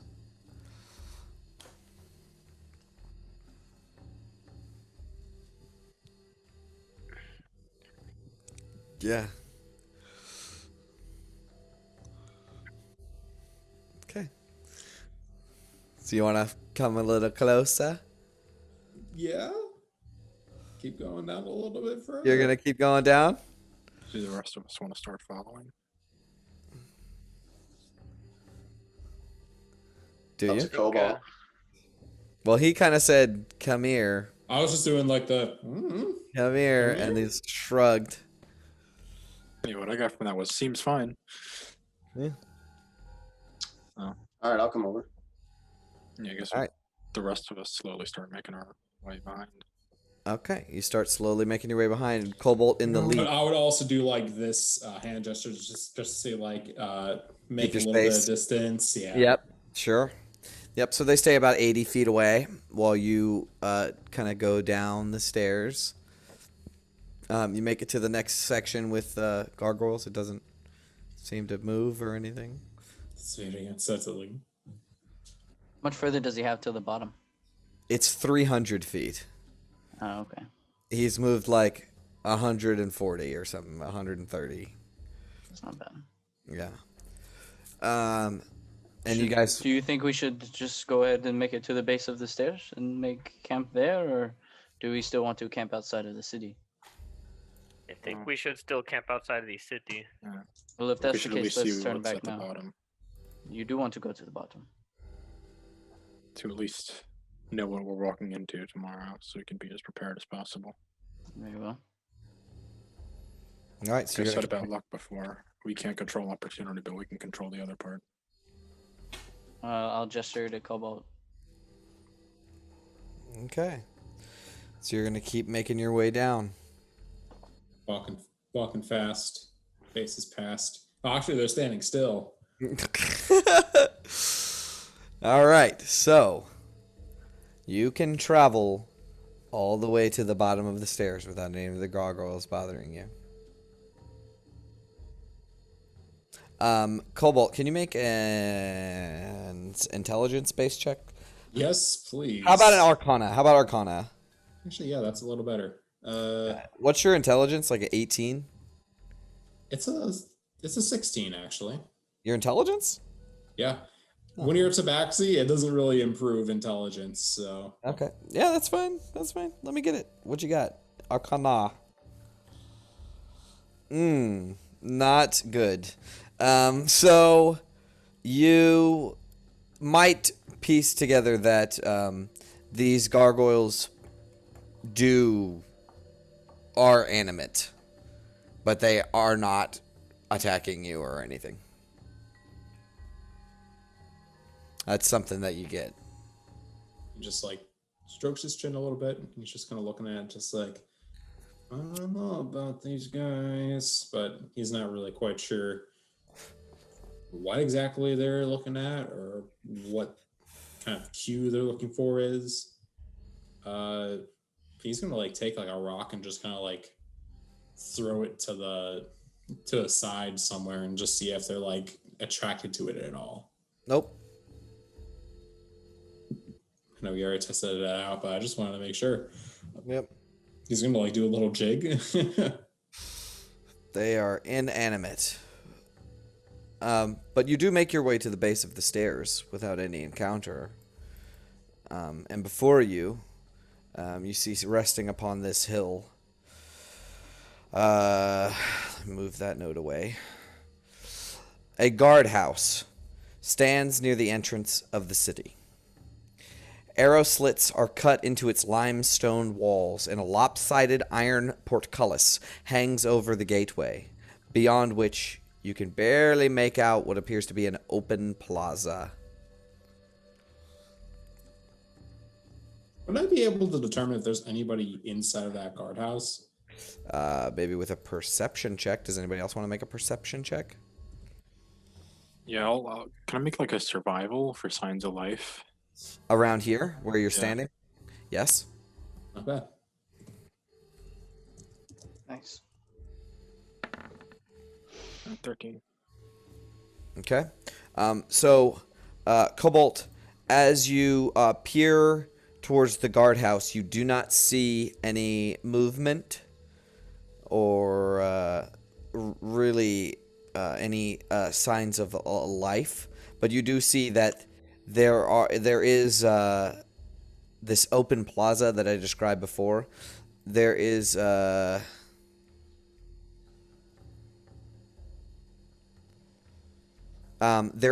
few what appears to be like, actually you can just see through this open portcullis, right, that's facing you. And you barely make out what appears to be the charcoal blackened remains of what used to be maybe a campfire. Maybe, it's hard to say. But like there is this blackened circle inside of this plaza. But as you investigate near you, Yoros, kind of look on the ground for signs of life. You do see in some of the brush nearby, there is a snake that just slithers away and goes into one of the cracks of the wall, the stone wall. But there doesn't appear to be any fresh footsteps or anything that you see right off the bat.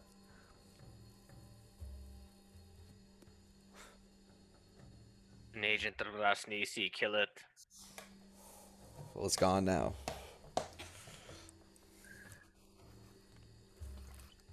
Just blow up the whole area that you saw at the fireball something. I don't know. Dry drum, cobalt, fireball, that general. Fireball it, vicinity. yeah. Over there. I won't Kill draw the any snake. attention. I'll cast Call Lightning. Yeah, that won't Ninth draw level. attention. How far away are we from the building? Like 100 feet. It's a Do you shame think we none should of us continue? are 9th level and could use Meteor Swarm. Well, if we're getting into the city this part, do you just want to make a camp there for the night in that building right there? That's what I was thinking. If it seems I like no was one ready has to head company. back now, but It yeah, seems like a honestly. defensible position. We won't be able to have a campfire, which means that we're stuck eating good berries instead of roasting some rations, but it saves It'll us having give to come down us- these steps once again. Just thought of something. I'm going to ritual cast detect magic. Okay. As you stand at the bottom of the staircase, you Yeah. begin casting detect magic. Is there anything you guys would like to do in the interim? Go scope out this guardhouse a little more. Okay. Try to start I'll inching go my with way a Abe. little closer. All right. So Abe and Sneakily. Haleth are gonna try to sneak. Is anybody staying with Cobalt, or I'll stay with Cobalt. Azaka will Keep as an eye well? out around him. Okay, I guess I'll go with them. Okay. Cool. That's a good team. Right. The So- non-stealthy guys doing stealthy stuff. Yeah, but as far I as got that. balance is concerned, we got two good fighters and a No, healer. that's fair. That's beautiful. Do Grudrum and Yoros want to switch so I can take Pass Without a Trace with them? Because that lasts an hour. I don't think it matters, to be honest. I don't think.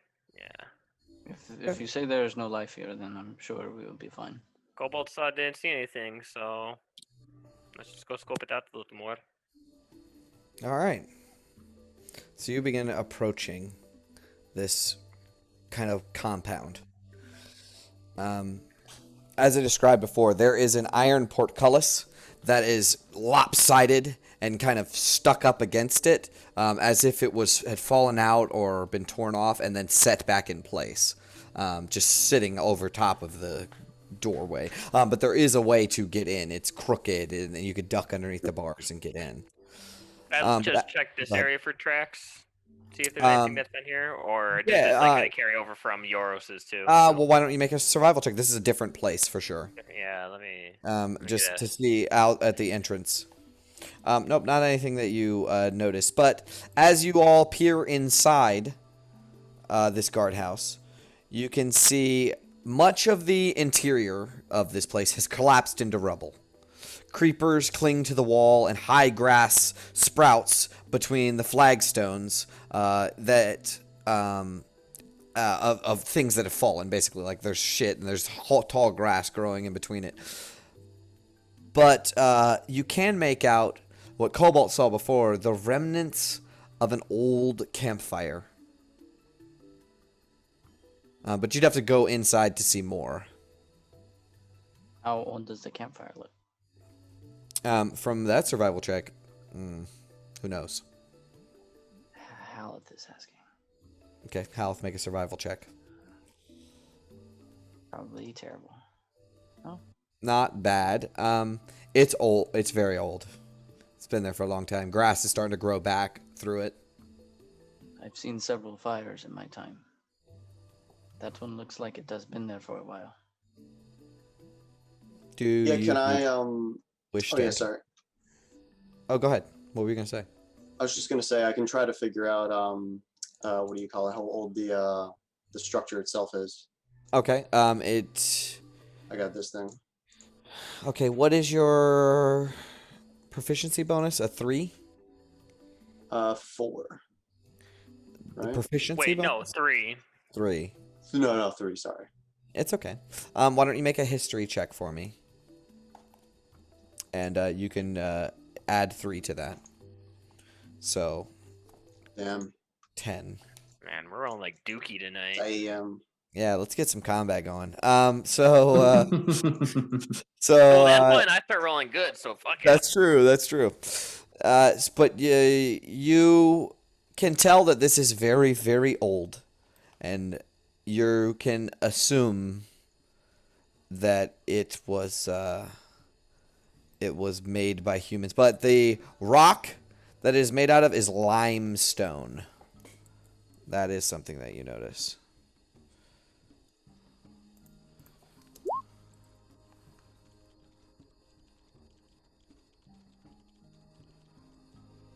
Alrighty. Where do you normally find limestone? I mean, I'm pretty sure it's a common thing in like tropical areas. It's, like, in the Yeah, sediment. but is it like in the ground, right? You have to like dig it up. You don't just Yeah, find yeah, it is. limestone just chilling, right? Mountains. In Brendan, mountains. we can't hear you. That's why there's so many sinkholes in Florida, because limestone is like really weak building rock. Mm. So like it'll just Yeah. the ground will give out from under a building. Okay, but you usually find it like in the ground. Yeah. right? Okay, It so is, yeah, it's sedimentary rock, and so yeah, I know it's a so little not metagaming super knowledge, deep. but yeah, so it's pretty much that's why when you drive through like Well, those it's not big meta canyons because in the he would Midwest. know. Yeah, He's I a wouldn't druid. know. Right, but Okay, he knows would. stuff. Yeah. I don't know shit about rocks, and I'm trying to tell him. So yeah, Google limestone. That's what you got. Yeah, but you don't know where it came from or anything. Okay. Do you wish to enter? I'm like already halfway under the portcullis. All right. Abe going. leading the way. You can see that there is several long dead campfires here. Like 8 of them. Is Peters to have been a base of operations or a good point for the people to come in and out of the city? But all of you notice that the wall to your left, the entire thing is covered with graffiti. Some of the words are painted, some of them are like etched, but the entire wall is covered in graffiti. Right, Right, are you able to understand this? I guess I can try. Okay. Would you like to approach this wall and begin reading the graffiti? Yeah, sure.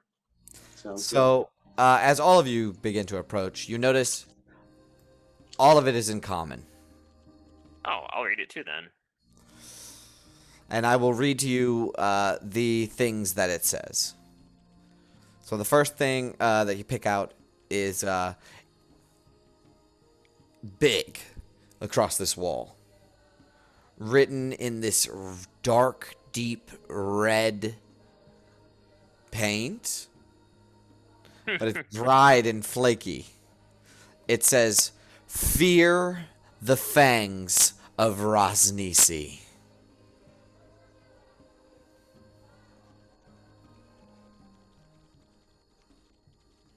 Then somewhere down in a small spot, written in yellow chalk, it says, "Eric, E-R-I-C, comma, I've gone in search of the 9 shrines." And then it's signatured V dash the company of the yellow banner will prevail. Have we ever heard of that? Yes. Yellow banner?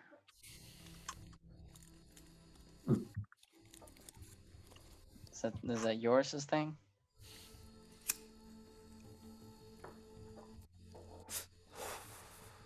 Where did we hear that? Iona told me about it, but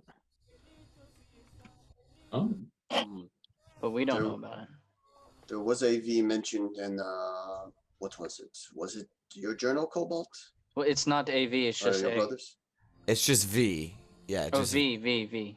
Yeah, just V. just the V. Yeah. Yeah. Actually, no, it could be for the intro. It could be some. Most likely. And then could it be says somebody the else. company of Yellow Banner will prevail. That's what it I says. think I know who underneath that it. is. Well, we did see there was a You want me to tell you? Because I know who it is. Oh, There The was a first V group that signature we Sindra heard Sylvain about, sent right? out. Yep. I knew it. oh, Wait, Yellow what was that? Banner is. That's this. We're Team 2 from Sindra Sylvain. The company, the Yellow Banner, was Team 1. Oh.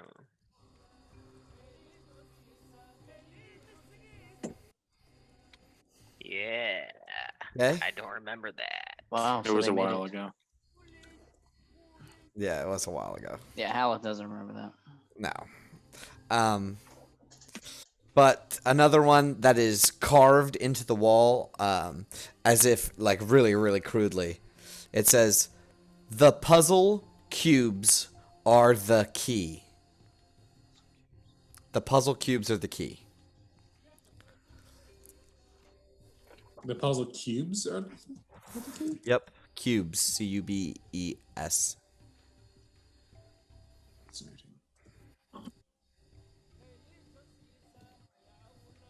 Painted Puzzle cubes are DP. Oh, go ahead. painted in blue paint. It says, "Beware the frog monster!" Exclamation point! Exclamation point! Exclamation point!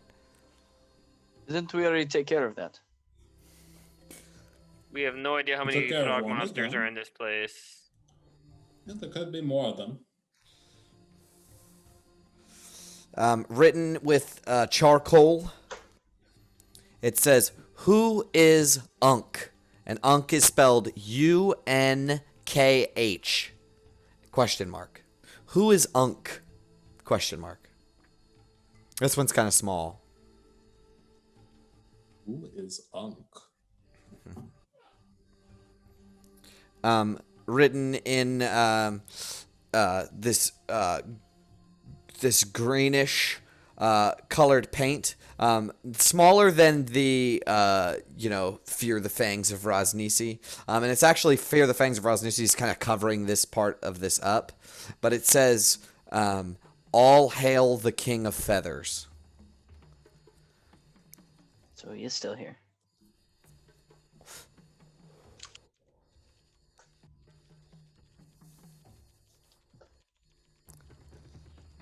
So there's a frog monster, there's an Unk, and there's previous inhabitants of Omu still within here. Or, I mean, possible. But yeah, we have no idea when this is. Cobalt, you're not here, actually. You're casting Detect Magic. Oh yeah, that's true. That's true. The King of Feathers, that is Iridairi, which is the priest of Zalkure, who It was betrayed cursed, I her. believe. I wonder if well, so he was a priest, so I'd keep out for an eye for the holy buildings, but it also says that he turned whatever he ate into hornets. So if we see any hornet's nest, maybe we should keep an eye out for a big feathery creature or something.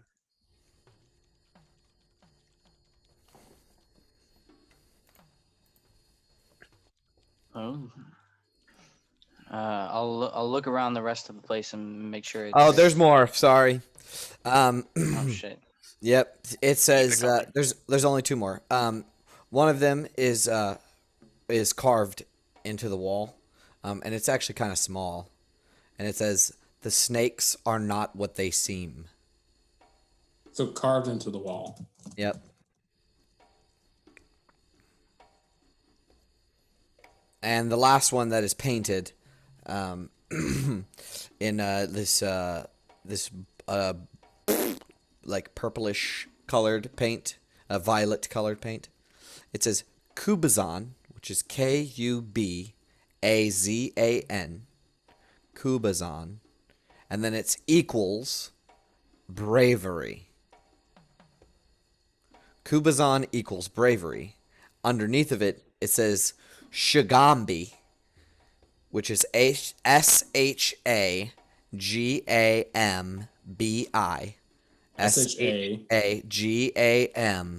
SHAGAMBI. Shagambi. Equals wisdom.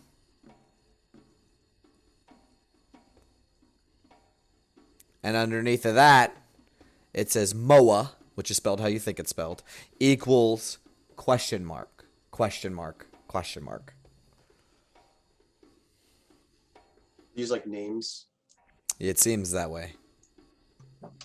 But you do not recognize them, Grydrum, as Chultan words. Yeah, everything's written in common, you said, right? Correct.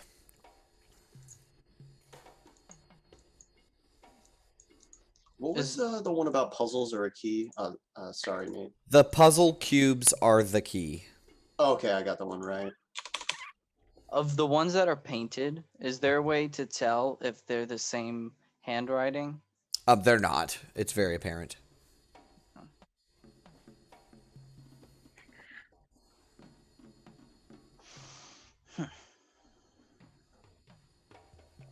Are But there that- any?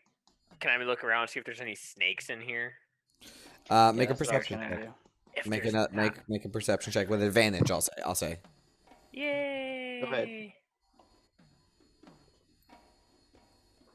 Hey, it's Very nice. As you gaze around the inside of this place, you do not see any snakes.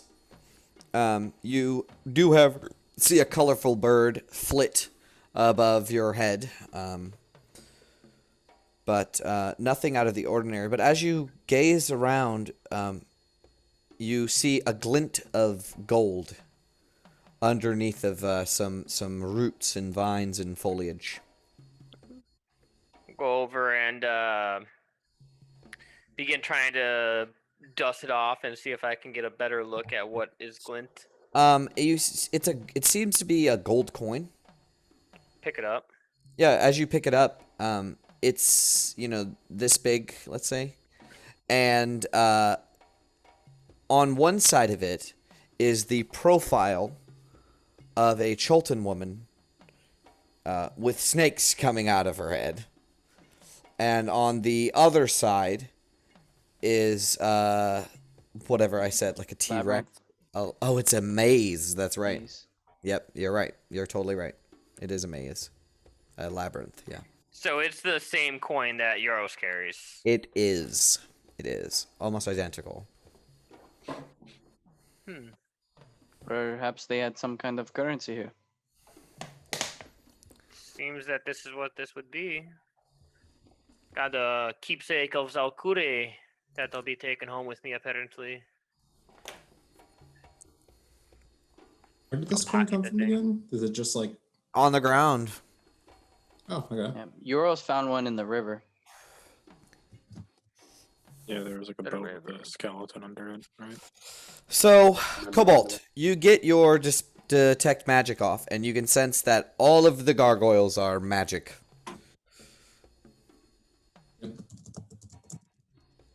What kind of magic? The kind that animates stuff. Let me see. think I'll that's tell you right now. transmutation. I think it's...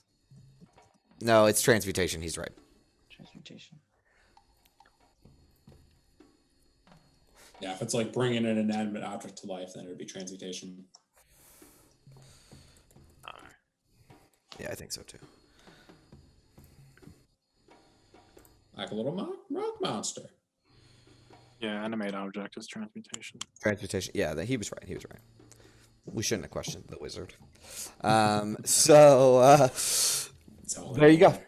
That's all you get for right now. But do you wish to approach where your friends are? I do. Okay. You begin to make your way inside of this place that I described before, and nothing appears to be innately magic around here. But yeah, you can also see all the graffiti. You see your friends. The party is Look joined. at all of these paintings on their wall. I wonder who the yellow people are.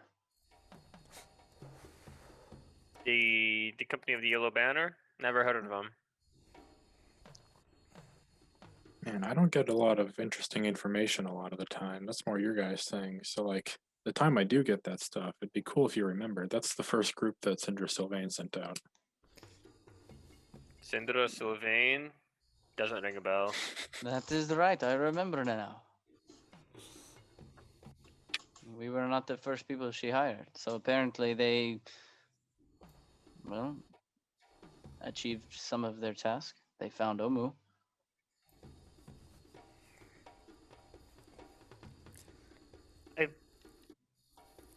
Did we find when we found the other coin in the river, the coin that matches this one, Euros? Was there anything else that we noticed that was out of place about it? I remember there were some overturned boats, a couple of rations that we took. I wonder if that was the yellow company. No? It just seems odd that the coin would be found this far away from the coin that you carry, Yoros, would be so far away from Omu.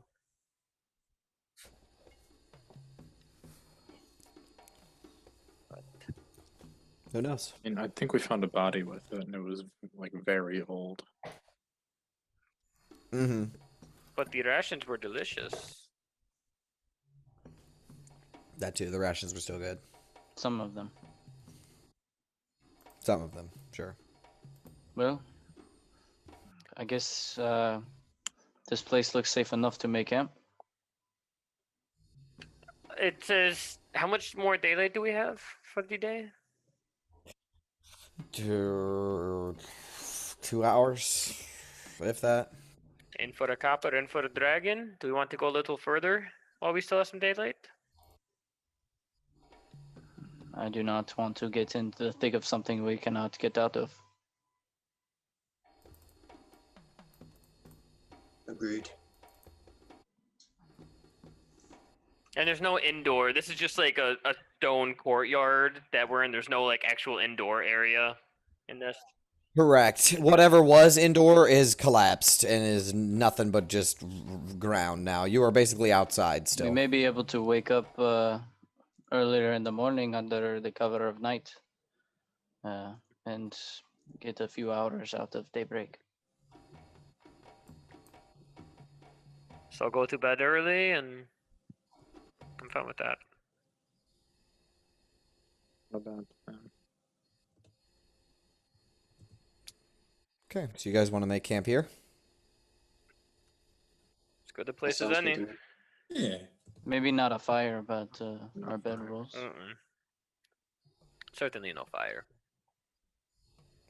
I'll use my Okay. Ikewa to chop away some of the taller grass so that everybody can have some room to sleep. Okay, no problem. Anything else you guys want to do? You got about 2 hours of daylight left. Well, we were going to try to go to bed early and then wake up earlier. Okay, that's fair. Wake up maybe 2 hours So- before sun up. Okay. That's cool. So I'll say an hour of time passes. The sun is just setting. You guys are all getting ready to try to lay down, and you found some comparable shade, and you know you're getting ready to set up for the night. Is there anything you guys wish to discuss in this time? I'll pull out the soul coin from my pouch that I carry on my hip. Kind of flip it around a couple of times. Cobalt, you said that this soulmonger catches souls as they are headed for the outer planes. Yes. This brand on my chest claims that the Nine Hells are having some issues with souls coming to them, assumingly because of the death curse and inherently the soulmonger. When those imps tried to kill me the first time, they put upon this coin on my chest for transport to the Nine Hells. Mm-hmm. I'm familiar. I wonder if we can use this if something were to happen to one of us to ensure that our souls do not get taken into the soulmonger.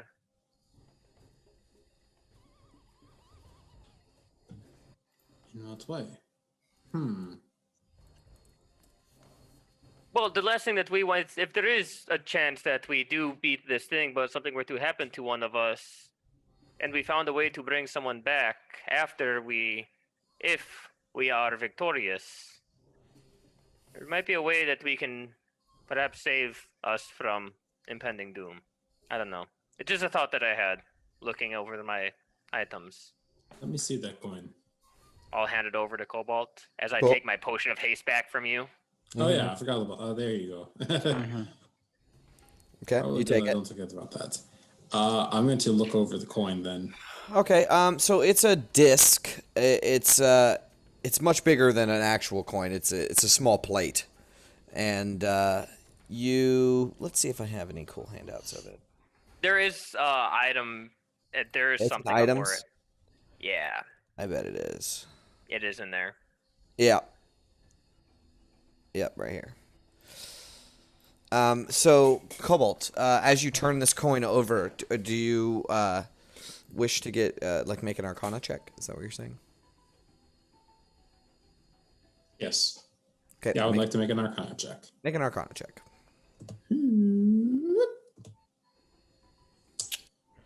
Already. Should I use my inspiration? That's your call. Yes. All right. Let's get it. Wow. Ooh. Damn. You guys are 3 to rolling 4. shit tonight. All right. Yeah. Thanks So for nothing. so you keep your 10, and you can tell that this coin is made of a type of black iron that does not exist on this plane.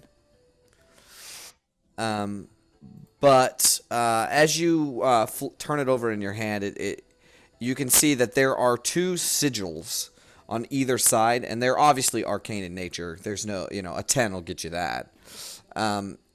But they are infernal runes. But yeah, other than that, you're not even sure how this coin works, to be completely honest. Some magic shit. Yes, this coin is made of coin. Mm-hmm. And he Hey, looks it that- over. He looks it over, and he's just like, "Well, this is a very interesting type of material."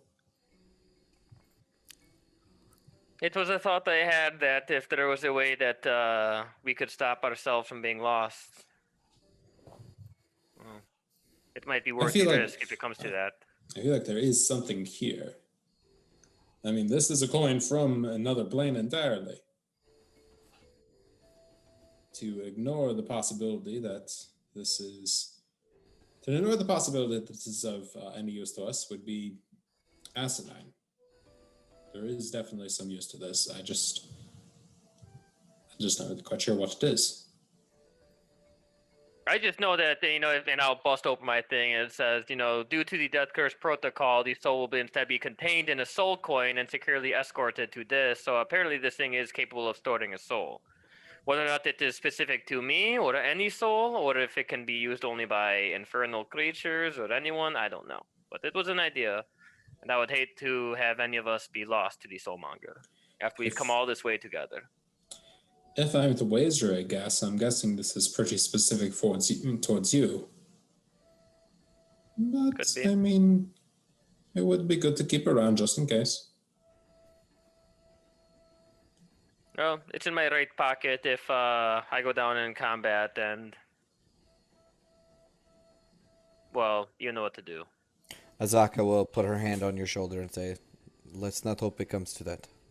I don't Indeed. want it to come to that. I would do the same for if one of you went down to stop your souls from getting sucked into the giant soul-eating thing to feed it to a devil baby. Enough of that, but it was an idea. I think it was a god baby. God baby, thank you.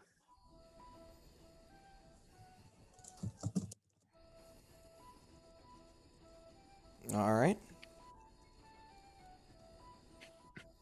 So, what is the plan? Is there anything else that you guys would like to talk about on your kind of dinner time thing? You just need to ask Grydrum a favor.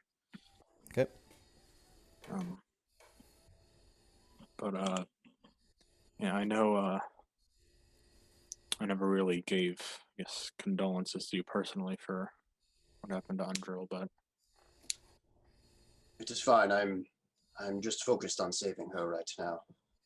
to get her back, Oh. we need allies. Agreed. What do you have in mind?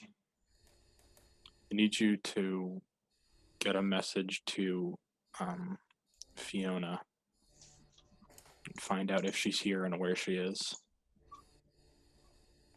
I can do that. It will have to be a short message, but tomorrow I can prepare such a spell.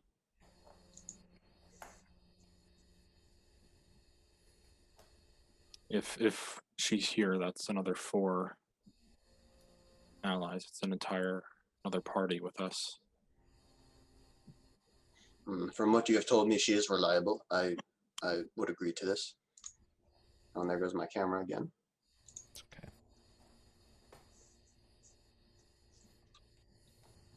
Maybe not first thing tomorrow, but at some point. Just tell me when you think the time is right. I will have it ready. Thank you. Perfect. Can I Okay, do but- something? Yep. Everybody can do stuff. Can I think it was Abe that had the sending stone. I do. I think we should let our what are they called?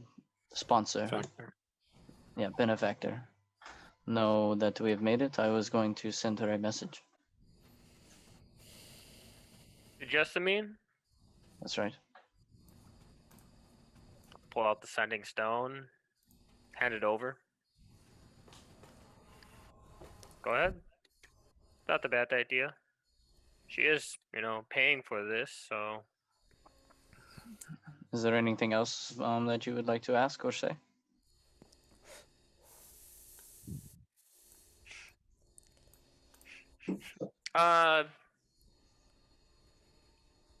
How long has it been since we left Port Nizaru? 6, 7, 10 days?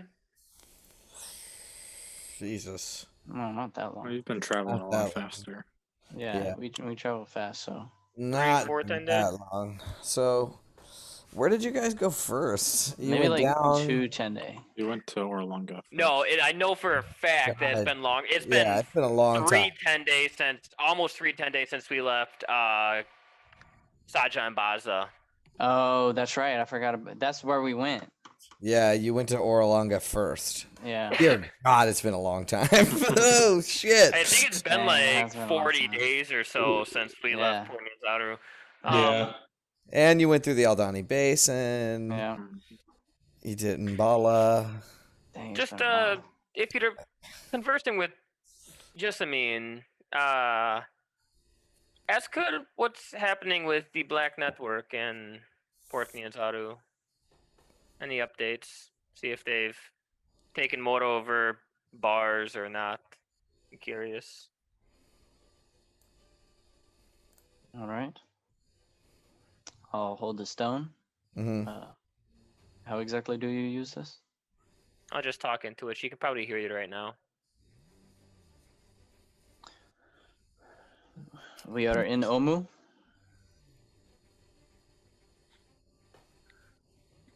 Getting close.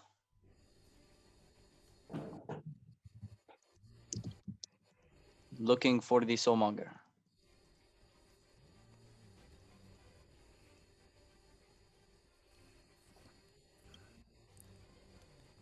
Is that it? How many more I got? Like 15. Yeah. Oh, for real? Okay. Well then,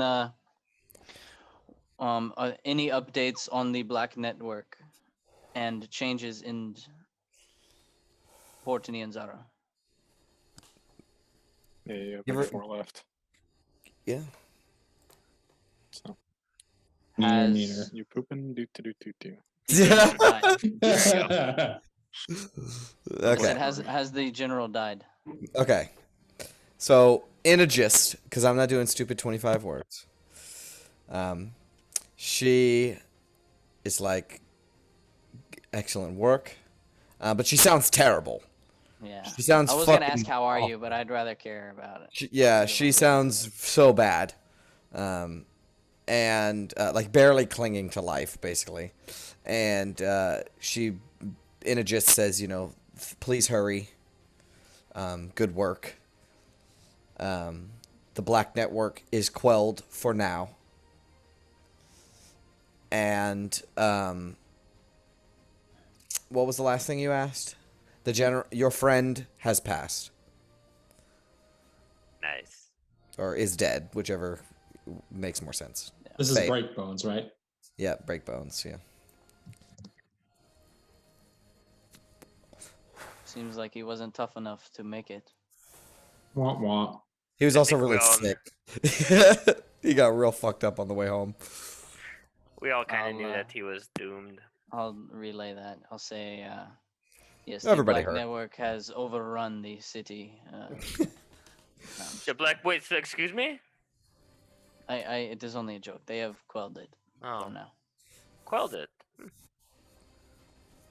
Interesting. Okay. I'll give it back to Abe. Pocket it. All right, anything else?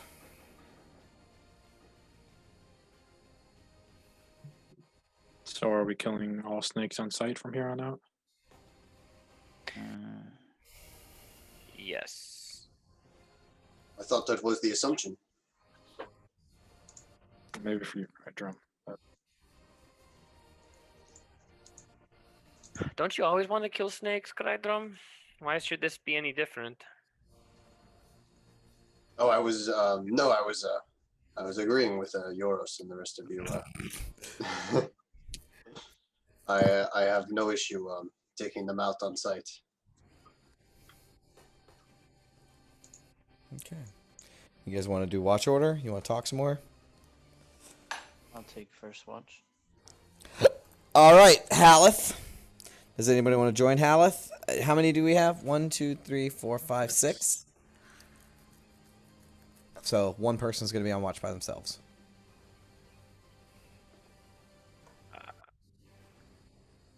I'll pair up We with usually Grydrum. we usually do 3 watches. Hmm.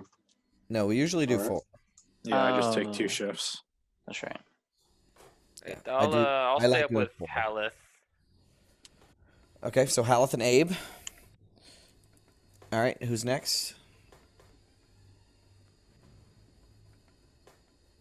How about Grydrum and Cobalt?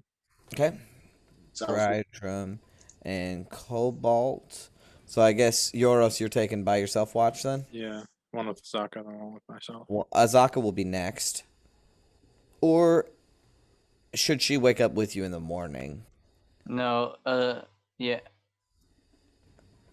Should it be Yeah, 'cause- Yoros by himself and then Azaka and Yoros? Yeah, that way she gets a full rest. And then Azaka. And she likes waking up in the morning. And Yoros.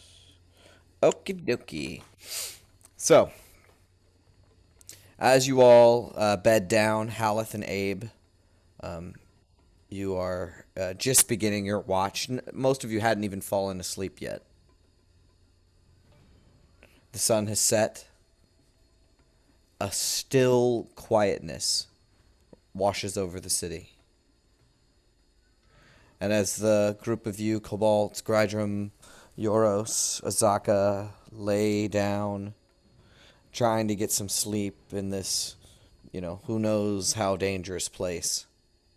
I wanted to do something during my watch. Well, 1 second, because you're still I got a thing. So you guys are still trying to get some sleep, restless. And all of you hear piercing this silence. Great. No. Echo over the city. And it goes. It's a ways off though, right? Oh yeah. Okay.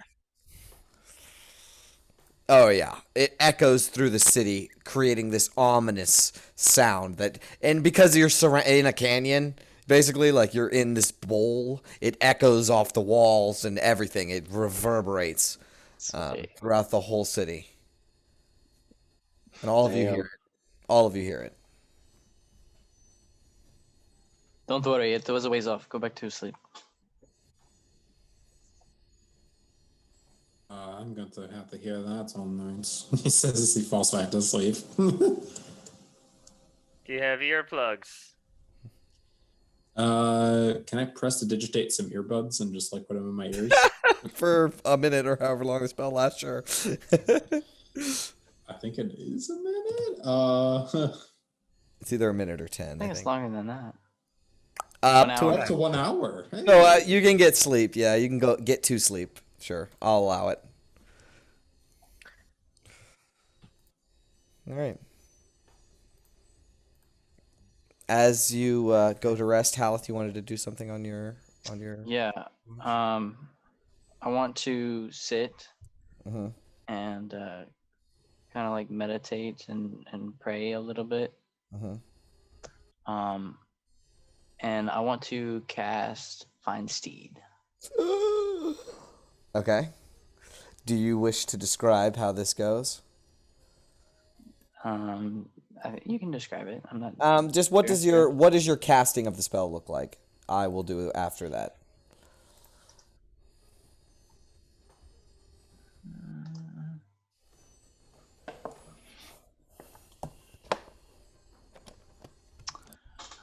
Well, it takes 10 minutes to cast, so I sit there for a while, and I kind of just close my eyes and I think back at the visions that I've been having, Mm-hmm. about these voices that I used to hear in my head screaming and trying to get my attention, Mhm. and then the vision of the soulmonger pops in my head again, and I see its cylindrical crystal sphere filled with the wisp faces and skulls and whatnot inside of it.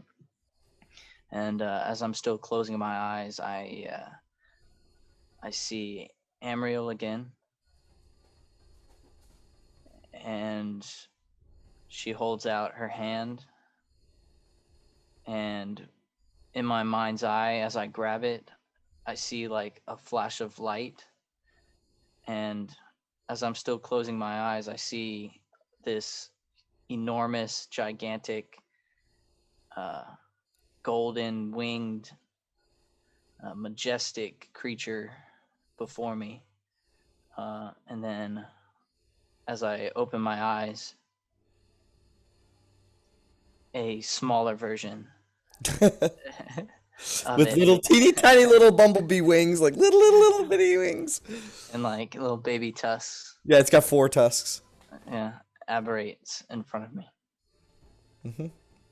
Yep. So as if, so Abe, as you're watching, he's praying as he usually does, and then there's these in kind of thin, actually coming from his chest, right? Coming from Haleth's chest are these little golden strings, right? Several of them, like 6 of them. They all shoot out of his chest and begin starting at the ground, coiling and coiling tighter and tighter, like a 3D printer, right? It begins slowly designing this elephantine shape, and as it gets higher and higher, the gold cord solidifies to gold skin, and it begins creating this kind of fuzzy elephant. It's still an elephant. It's still the size of an elephant, right? It's about no, it's a horse size. It's a horse size. Okay, so it's Yeah, like a small. large horse. Yeah, like a war horse. Yeah. Yeah, big So horse. a big horse, right? Yeah. So it's about the size of a horse. So it's like a baby elephant, but it is furry, and it has 4 gold tusks that come out of its mouth. These pins of light come out from underneath of its like shaggy fur, and these gold wings. Small, very very small. Could not pick this creature up if it wanted to. These wings are tucked behind its back as it appears. And Haleth, you open your eyes and you see Atlas before you. You are not as large as I envisioned you. Can you post the spell? Did you post it? Can you post it for me? Sure. What does the spell do?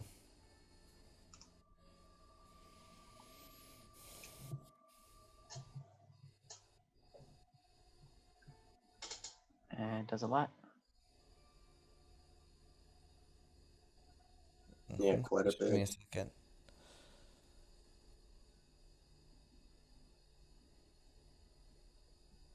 Okay, so it doesn't talk, right?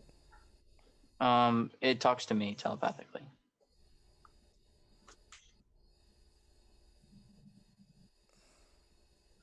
And it speaks all the languages that I do. So can you misty step with him? It says while mounted on your steed, you can make any spell you cast that targets only you. Also target your steed. Oh yes, so totally. I'm gonna say it can't talk back to you,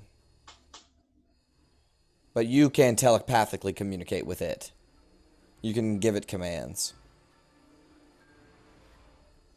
The only thing I find iffy is near the bottom. It says while your steed is within 1 mile, you can communicate. Oh no, you can communicate with it telepathically, Yeah. right?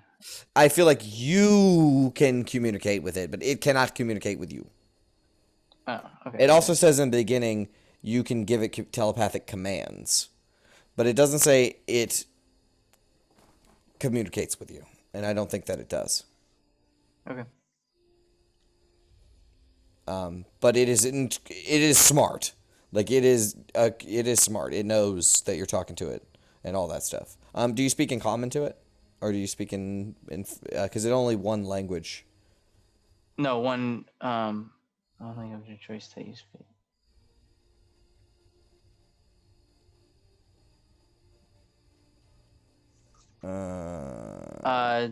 Common then. It gains the ability to understand one language of your choice that you speak. Yeah, so common then. Okay, cool. So you don't talk to it in Celestial, because I thought that'd be pretty cool. But that's like some Aragorn shit, where he talks to the horses in Elvish. But yeah, okay. Is that what that's what you do? So you talk to him, and he kind of moves his shaggy head towards you. These 4 tusks kind of sticking out, and it will get onto one knee, and like bow its head towards you. Like that, just the cutest little celestial elephant you ever seen. I'm not awake to see this, but I Not, will, it's not the adorable. cutest, but yeah. I'll it's look pretty at Abe and I'll say, Abe, Yeah. this is Atlas. Yeah, could we discuss the elephant in the room for a second? Just what the fuck is happening right now? Yes. Who are you, Carl? Let's go. take inspiration, please. Nice. Seriously, like, where did this fucking thing just come from? I created him. It was something that Helm bestowed upon me. Helm gave you this creature to serve you. You In a way. spellcasters, man, I swear. Just Technically, Emriel gave him to me. He is supposed to be a protector of dreams. that is the protector of dreams. That's right. Oh, the voices you've been hearing that you've been talking about. He is supposed to stop that? Well, he has been for some time. Oh. I thought you were still hearing voices in your head. No, it stopped a while back because of him. But now I'm able to create him in a So celestial form.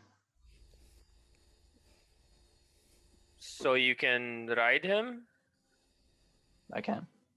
I think I can. Have you tried? No. I have ridden mounts before. I was trained. But Well, it's not the big courtyard, but wanna try taking him for a lap right quick? Sure, that sounds fun. Right in the Sure. middle of this territory after you just heard T-Rex roar. Yeah, is that really what you want to do? Sure.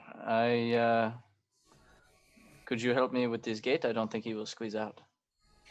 You want to ride out? I thought that we were just gonna go around the courtyard. You're gonna ride him around the city. I didn't know how big the area- It's you could ride, you could take him in a lap. It's not very big, but yeah. Okay. Yeah, I'll do that then. All right, so he gets down on his front 2 knees, and you climb over back. Is there a saddle on this thing? No. You bareback the fucking mammoth. All right, cool. So dope. That's how the angels do it too. So you sit atop this small mammothine creature. Gold fur rubbing up against your legs, and he will stand up. And now what? I'll say take it around the perimeter one time. Okay. They begin marching forward. What's the speed on your warhorse? 60 feet, I think. All right, cool. So, do you want to get it up to full speed? See what it does? Maybe not full speed. Okay.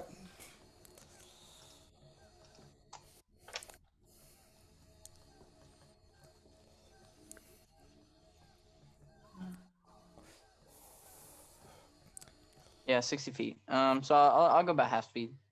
Okay. Yeah. You begin. It begins slowly marching, and as the pace quickens, you notice that it begins lightly flapping these small wings that are on its side that could not possibly lift this thing off the ground. And when it does, it does that. It begins picking up the speed, and it gets faster, and it steps. It seems to be hovering just so ever so slightly off the ground, and it steps. Every time it takes a step, there's a cloud of mist underneath of its feet, as if it's running on air, like a air hockey. It's just barely hovering off the ground as it begins moving fast, 30 feet in a turn, which is as fast as you can run. Sweet. Yeah. So it can actually, it's an elephant that moves fast as shit. Not a bumpy ride from what it sounds like. It's pretty sick. Yeah, yeah. It's smooth as hell. Yeah, oh yeah. You could, this is better than a horse. It's very soft, right? It doesn't gallop around, it's very like quick movements. Very comfortable seating as well. It's I'll bring it back around and Yeah. get off. It doesn't stops flapping its wings, and it kind of rests onto the ground. Its feet. interesting creature. Whatever. It is a holophant, is what the angels call it. Holophant.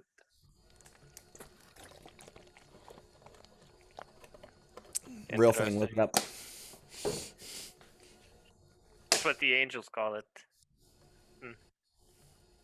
That's something I never thought that I'd hear, but certainly not the strangest thing that I've came across in this jungle. So, remember Volo back in Fort Miyazuru? Yes. Bet you he would have a heyday with Atlas. I think you might be right about that. He will have a heyday with a lot of the things we've seen.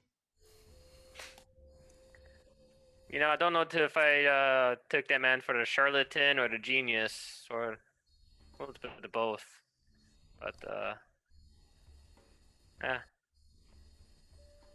I miss wonder him. what happened to him. I miss him so much.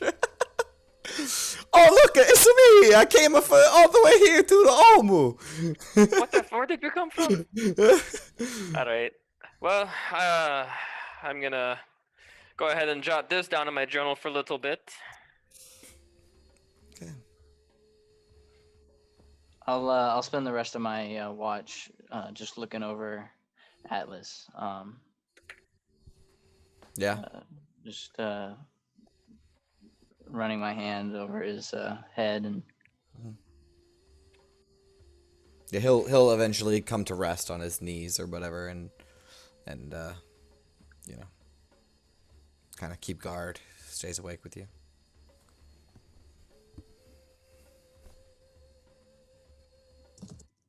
that was it. Okay. Very cool. So second watch comes around. That is somebody. Grydrum and Me Cobalt. Cobalt. Yeah, do you guys have anything you wish to discuss? I just want to keep a sharp eye out. I guess Cobalt had something to say, maybe. I look over to Cobalt looks over to Grydrum and like very sheepishly. He looks a bit of guilt on his face as he looks over and says, "I would like to apologize." What for, Cobalt? For Andra. I don't think it was particularly your fault. It is. If you're just giving me condolences, then I thank you. I know it was your brother who led us to the heart of Utah, but we could not have known it was our best lead. I suppose going forward, though, we should agree to some kind of truce, since we will encounter these things. I know the hatred you must feel towards them. I can assure you I feel it the same, but we must work with them, at least at first. I feel like that is a solid idea. I acted a bit harshly back there with Valindra, and I feel like that's costed us Undra. And for the sake of her life, and for the sake of ours, I will make sure to hold back. Well, as I recall, you attempted to save her, so I should perhaps be thanking you in a way. Even though it did not go as planned, we could have known she was such a powerful creature. It took us all by surprise. But yes, restraint would be best going forward, as painful as it may be. Into something that I basically try to work on every now and again. I sometimes I can get a bit frustrated, especially when out in this jungle over here. I feel like my intuition, my ability to hold back is a little bit not quite as good as it used to be back at the university when I'm out here. I think you've seen that plenty of times. And It is understandable. I do apologize. Well, if we are in a situation where you think you cannot keep yourself in check, I will do my best to calm you or restrain you without harming you, of course. I hope it would not come to that, though. And besides the Thanes, there are there are other things that concern me as well. Like I believe there was mention of a frog monster and puzzle cubes. Would you know anything about puzzle cubes? That sounds like a thing of wizardry. I have not heard of something like that. Although the frog monsters, we've faced one of those before, haven't we? Yes, that. That abomination. I had nearly forgotten about it. That was not a pretty sight. I mean, I'd rather not face more of those. Out of character, though. I mean, there's plenty of XP out of it.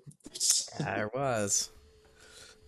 Well, yes, there's that, and also the King of Feathers, who I believe was cursed to be a beast of some kind, if I am remembering correctly.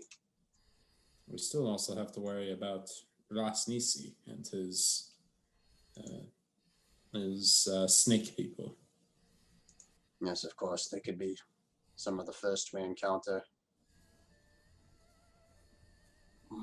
I wonder if they and the gargoyles are on how would you say it, on the same terms, or if they are enemies themselves.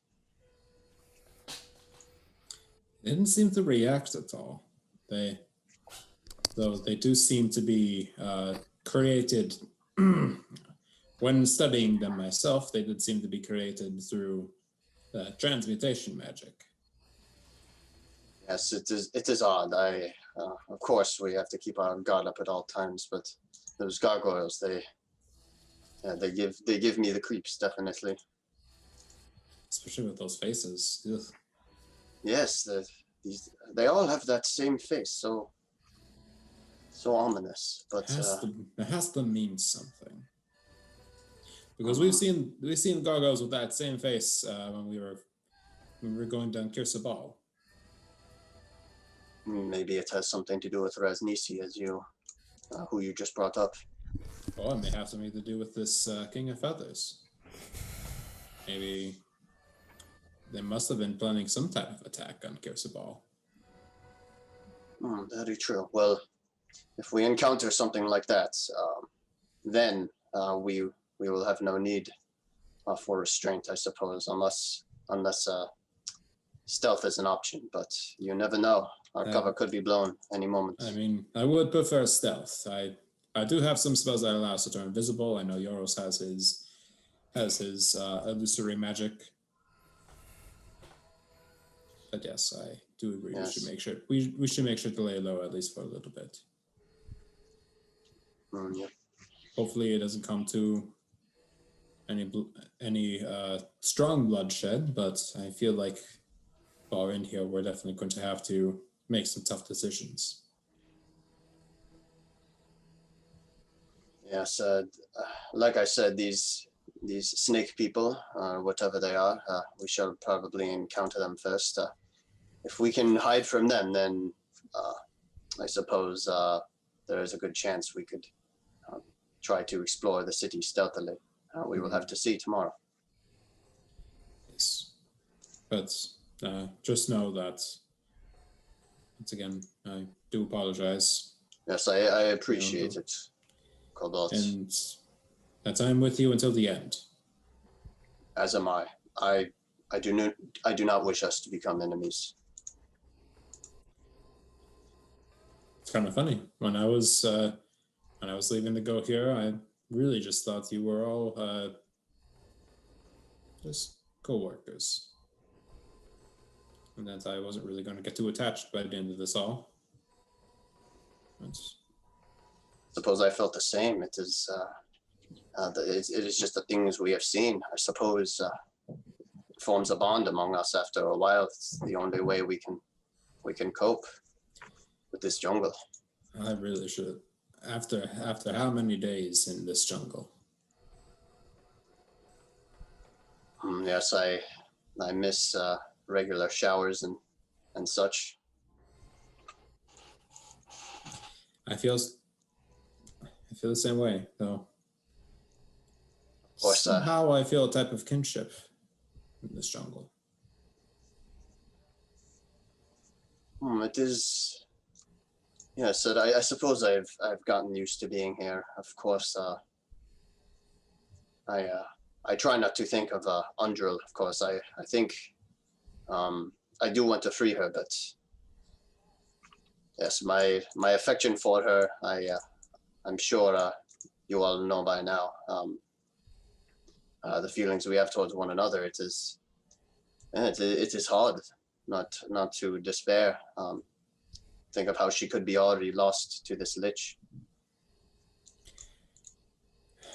I hope every day that she is still all right, and that lich is still true to her word. Though I can't trust her as far as I can throw her, and I can't really throw many things that far. Well, I suppose since she did not kill Undril right away, she may actually keep her promise. Of course, I do agree that this soulmonger, it should be destroyed. It's such an evil thing. It seems to disrupt the very how would I put it? The very fabric of. Yes, the gods themselves. It defies them, I suppose, is the way I would put it. I can't imagine somebody of high faith as you. That's your god, Lathander, right? That he's Yes. not exactly thrilled of those worshipping him not really returning to him. Well, of course I agree, but I think what concerns me is after reading about and hearing about this Xiao Dao and the powers that it seems to have, I do think it would be. I do think it would be in the power of a being like that to snuff out the sun. It seems if it can affect the souls across the world in such a way, what's stopping it from doing that? I wish I knew more. Seems we're going to be finding out more as the days continue here. We really are this close to finding out and finishing it all. Well, it won't be easy to sleep, but that goes without saying. I suppose we should try anyway, though. Okay. So, you end your watch, and nothing terrible occurs. Euros, you are up by yourself. Is there anything you would like to do on your watch? He's new. At that giant elephant. That's true. It's resting there with its eyes open. It doesn't sleep.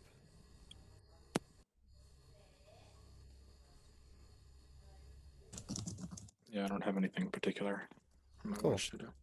As you sit with your eyes open, we get this camera shot from like behind a bit of rubble, and we could see Yoros's back and his friends sleeping around him on their sleeping bags, and thick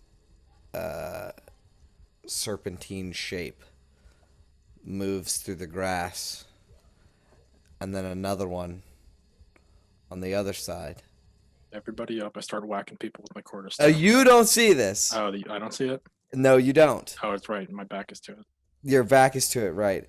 And this is just for dramatic effect because everyone but you is surprised because you won't be surprised. But these black serpentine shapes move through this thick grass and rocks and stuff, and they rise up and like that thing in the beginning of Harry Potter where it shows the lady that turns into a cat, right, where she like unturns into a cat and you see it on the shadow. You like see these serpentine humanoids form in the shadows, right? And as soon as you realize, like, you turn your head to see, and we're just gonna end it there. Ooh. Aw, man. Oh man. Right when we're about to fuck up some Yuan-Ti? Yeah, that's right. Yeah, it's late. That's fair. Yeah, it's 10 o'clock already. Yeah. Dope. So, quick question, just because I think we did. Just want to make sure. We did hand out the experience points from Alistar before did. we ended. We Yeah, did. okay, I just want to make sure. Yeah. Even though we never entered our long rest. Okay. Mhm. Yep. So that's the end of the session, guys. We'll see what happens with these Yuan-Ti next week. Euros is up and alone. I'm sure that they just want to talk, you Mhm. know? We're not, like, intruding in their city or anything crazy. Mm-hmm. Yeah, I guess we'll see how much stealth will still be an option. Alrighty. Cool. Well, I'll see you guys next week. That was fun. Good start. Good start. Good start. And all roleplay, no combat. So Act 3 is a go. good stuff. Good stuff. This is exactly Gotta be what I super wanted. heavy combat. Oh, so good, so good. This is what I wanted. It was a perfect way to start. Ah, so good, so good. Most Alrighty. dope. Yeah, I'll have to rename the episode, but that's okay. It I was think lots that of fun. tends to happen more often than not with us. Sometimes. I usually pick stuff that's gonna happen in the beginning, but it's okay. Well, it'll just be called like something about Omu or something, you know, something dramatic. The beginning of the end. Oh, that's what I'll call it. Ooh, Beginning of the end. Yeah. But all right, so I will see you guys next Wednesday, right? No scheduling conflicts. Right? Oh. All right, let's Yeah. do this. Full time. All right. 8-hour Let's get it, session. At the Hector. end. Oh god, so good. I'm so excited. This could have gone any better. That was perfect. Perfect. All right. Well, Awesome. I'm going to go ahead and turn my green screen down and head off to bed. So, Yeah. cool. Good night, I'll talk to fellas. Good night, guys. All right. All right. See you guys.